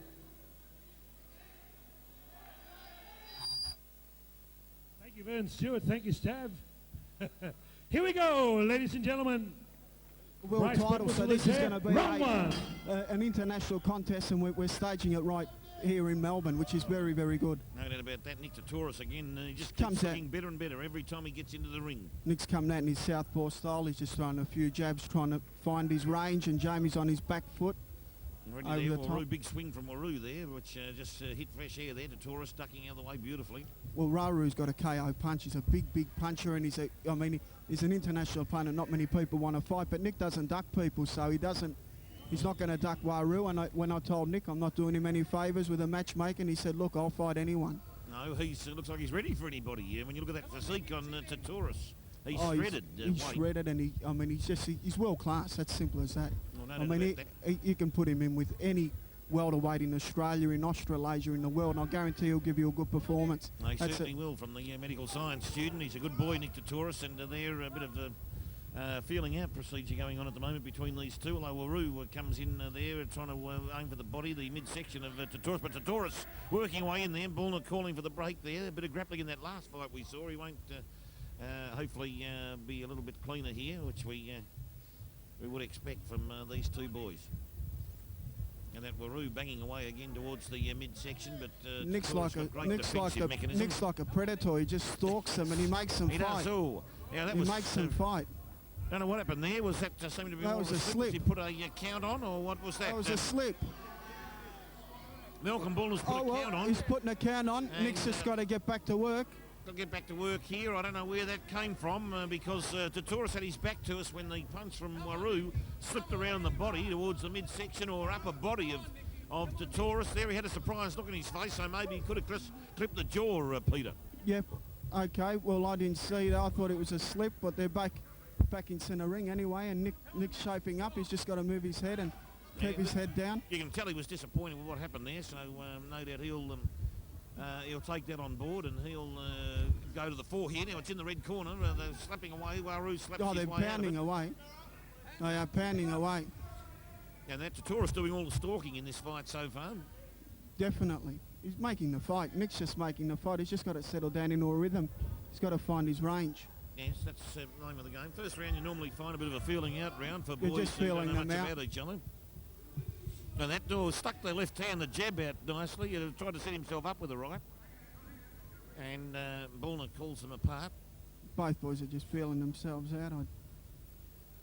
First round will always be a bit scrappy, you'd expect, and mistakes do get made. It's a good time to make them. You don't want to make them later on. And Waru's just swinging away. That's all. Waru's swinging and hoping. He keeps the gloves very low, Peter. Definitely keeps them low. And that, the knockdown was given, so say that would have to be Waru's round from that point of view. Cassie and Rebecca, Brute Force, Stuart Ritchie, Peter Lewis, Energy Drink, Golden Tiger. A big crowd here tonight, Peter. You filled the place at the Malvern Town Hall at the home of boxing in the southeastern suburbs. I would say the best fight night I've ever seen here, and I've been very impressed with my wife Leanne Pereira, many artists, is sitting next to me. And excellently sang the national anthem, had the crowd there at attention the whole way through. Magnificent vocal performance. Yes, Leanne could be given a contract after this performance. Well, no doubt. But she strictly performs for... Without a shadow of a doubt. And very exciting night boxing now. Tetoros now needs to just up the ante a bit here. I've got the feeling that he's probably worked out Waru at this point. He can see where Waru's holding his gloves, and he's got to take advantage of that. Pushes him back on the rope straight away with that open stance of Waru's. And now the boys grappling again, and Malcolm Bullner, expert referee, pushes them apart. This is a real fight. I mean, this is a world-class fight. Waru's a national champion. How many times do you get to fight a national champion? That doesn't happen very often at all. And beautiful punch from Tetoros. He caught Waru to the jaw with the left hand, the swinging left hand. He was a bit off balance, Tetoros, when he threw it. That's why he didn't have full power, but he's caught him again now. I think Waru's in a bit of trouble here. He's hurt. He's definitely hurt. Nick's got him hurt. And it just needs Nick to up the ante a bit. A couple of strong punches delivered to the body and head region of Waru could find a change in complexion to the fight. Waru ducks away, looking carefully at Tetoros coming in, but Nick is doing all of the forward movement. He's pushing forward the whole time on Waru, who does keep his gloves Nick's very low. starting to find his range. Right hand. Nick's got him hurt now. Got him hurt. It won't go past this round. The big body punch did the damage, but Waru came back with a big left hand, but Tetoros kept his footing. Oh, that's what it's a big heart bigger than Harlap. His heart's bigger than Farlap. Oh, is it ever? I mean, he went to his, the knees just went, but the mind said, no, I'm not going to the canvas. Oh, he's got a bigger heart than Farlap, Nick Tetoros. Oh, an enormous effort by Tetoros there to stay up. Huge heart. Waru now, he's... Huge heart. He's a warrior, this kid. That's why I like him so much. He's just a warrior. No doubt about that. He's a real warrior. He's like an all-time too, I might add. He's like Rocky Marciano. You go back to the old days. Oh, yeah. They don't come any better than Nick. Marciano was a out-and-out champion. Tetoros now looking for a... looking for the right-handed deliver on the button of Waru, but he's still there. Big punch from Tetoros, perhaps didn't quite hit him with total 100% power, Peter. Oh, the left cross there, hooking punch to Waru, caught him in the ear hole. Another couple of more of those and the bells will be ringing. Tetoros now waiting for the opportunity. Waru was looking not as strong as the first round when he caught Nick in the neutral corner. Waru's just a huge puncher, but Nick's... Tetoros now stalking Waru at every opportunity, pushes him into the blue corner there now. Nick loves a war. He's just a warrior. He just does not take a backward step. He just comes in flying. That's all he is. Yeah, very strong in the back and the strong arms, and the physically shoulders. fit. He's like Costello. Whoa, and the bell's gone, but Waru went in with it there. Tetoros' round. Round of the bell, round two. Big finish to that round, controversially. But often that can sometimes happen when midnight nights, is it? Yes. punches are being thrown. 5 to 12 on a Friday night. You We're now sometimes main see event of the evening. boxers caught in that position when punches are being thrown. Tetoros. You can't pull a punch once it starts. Iceman Waru. Waru there, prepared to go on with the business at the end of that round, had really never a great deal of reason to get unhappy. The ice pack on the head of Tetoros in the corner. He has in his corner, he's got Stan Longanides talking to him vociferously at the moment. You've got Stan exerting brother a bit Jim of Tetoros. outer ring authority there at the moment, there on Nick. Seconds out. Nick round Matthew in the 3. corner as well.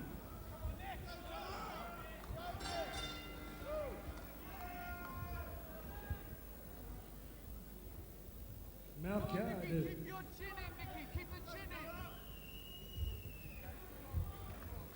And that's still in the ring there, the corner there, a bit slow in the Tetoros corner as they pull the gear out there from underneath the ropes. And a lot of instructions provided by Stan the Man Longanides. Oh, and a big punch to the body from Tetoros on Waru, who now goes back to ring centre. Tetoros stalks him again. A lump of Vaseline on the back of Waru. Nick's just stalking him, trying to find his range. Waru's very awkward. We're looking at the New Zealand champion. Oh, and stumbles across the ring. Tetoros pursues him. Waru's seems to be in a bit of bother here, trying to hang on for dear life to stay away from that big left hook and also the right cross from Tetoros. This is a rumble in a jungle. This is a rumble and a tumble. I haven't seen a rumble like this for a while. In, of all places, Malvern Town Hall. Both boys are just giving it 110%. Nick's world class, there's no doubt after this performance. Clubbing left hand to the head of Waru. Must have had the The bells are ringing in Waru's head. The storm clouds coming overhead there for sure. Whoa, some short punches to the... He's stalking him, he's down! He's down, he's not going to get up! Huge body punch from Tetoros! Huge body, he's not going to get up! I guarantee he won't get up! The ribs no one's going to get up! He's got cracked ribs, there's no doubt! And that had a good rest while he was there, and he got back up, but his ribs, that was all from body punching. Huge body punching! And now, Waru now, back onto the ropes. Tetoros has stung him with some big punches. Huge body punching. Some huge punches here.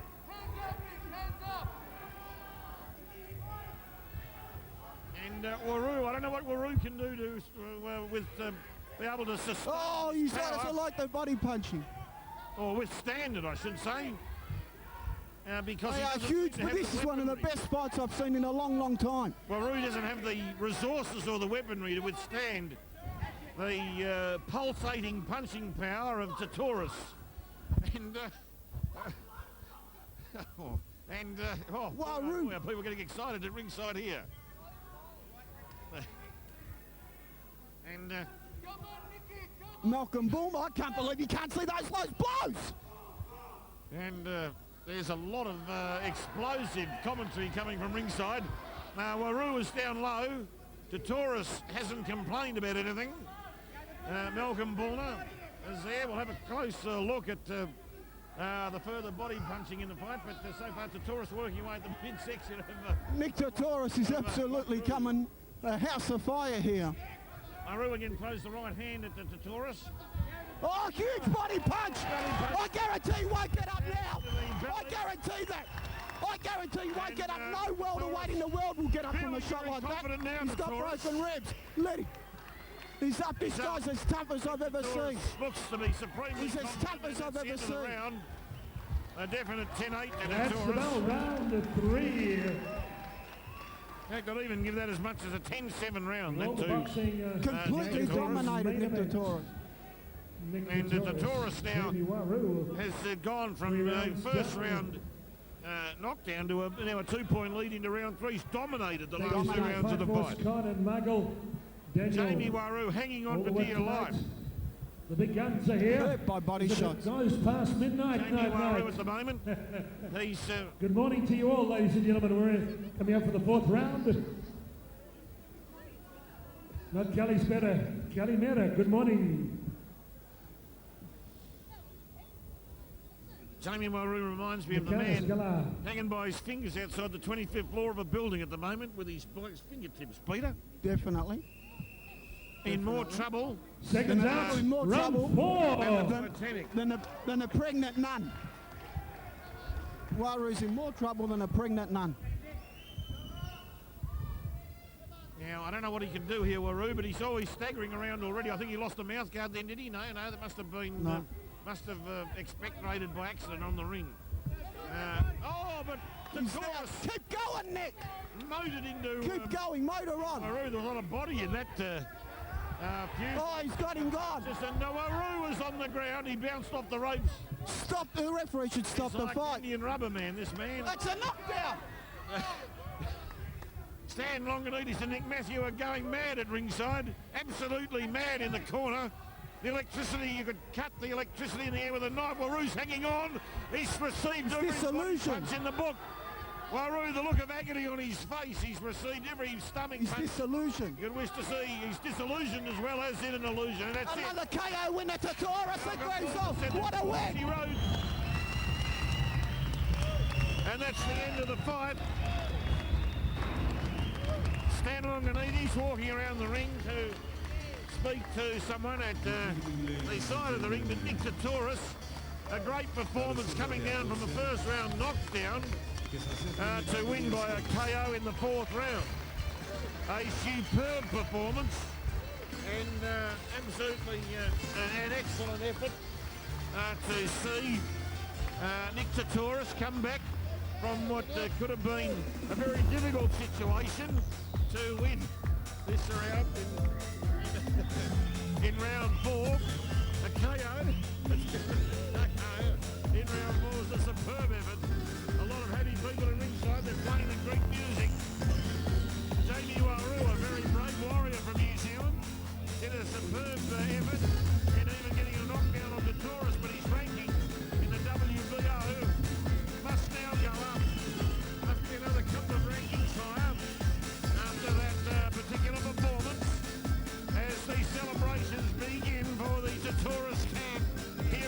ringside, Malvern Town Hall, and water being spilled into the thirsty mouth and jaw. Ladies and gentlemen, the official decision. Tetoros.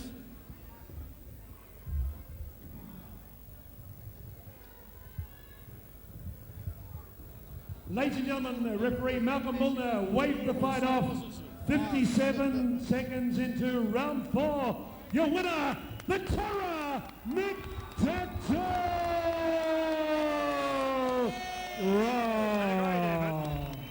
A lot of support at ringside here. How about 3 cheers for Nick? Headbutt! Headbutt! Headbutt! Medical How about a science cheer for in Jamie, Melbourne. the Iceman Waru?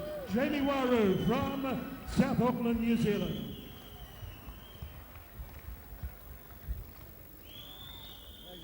Jamie, come across just a couple of words. Jamie, Nick Tetoros spent some time in New Zealand. Did you come across him during his time in your home country? Yeah, done a bit of sparring together about 2 years ago. And, he's gone on with it, and I've had a break. Coming back, maybe a bit more training. I might have another go. Okay, the body punches took the energy away. Yeah, it's just wearing me down. Kept running. He was jumping up. I He thought couldn't do that. I was going to catch him again, but he just keeps coming back. Okay, look forward to seeing you again. The Iceman, Jamie Waru from South Auckland with Sam Lawrence. We're going to talk to Nick and he's going to thank you for being here. Don't go away. Don't go away.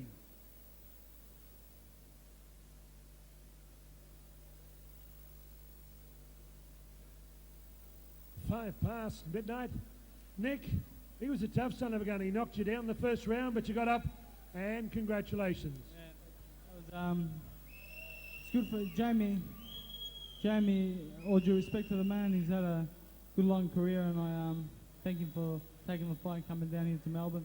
Thank you very much for all being here. I've got sponsors I'd like to thank, like Musashi, Team Terra over there, my brother, Big Nick, Stan, and everyone from Doncaster, Box Hill, all regions, all gymnasiums, recreation, Armadale, Fitness First Richmond, St Kilda Police Boys Club, and Muscle and Body Shape. So thanks all guys. Thank you very much. Nick Tetoros, Peter. It was a tough fight. Nick went down first round. There was a few danger signs, but he came through with flying colours. Oh, look, he was fighting a New Zealand champion. Jamie Waru's a national champion. He's a very, very good fighter. Nick needed the fight. Nick's had 3 rounds in 18 months. He needed the fight. We got the rounds. He'll be a lot better for it. I mean, every fight tonight was a real fight, so there's no Mickey Mouse fights on this program. Well done, Peter. Howard Lee on behalf of Peter Maniatis Team Promotions, saying protect yourself at all times, both physically and emotionally. Good night, Stephen J. Peake, Misha Mersh, Peter Maniatis and Robbie Cameron, part of your commentary team. Good morning to you all. Protect yourself at all times, I say. God bless, hallelujah, and good morning. Keep punching. See you soon. Final countdown. Good night, Stan. Good morning to you, Stan.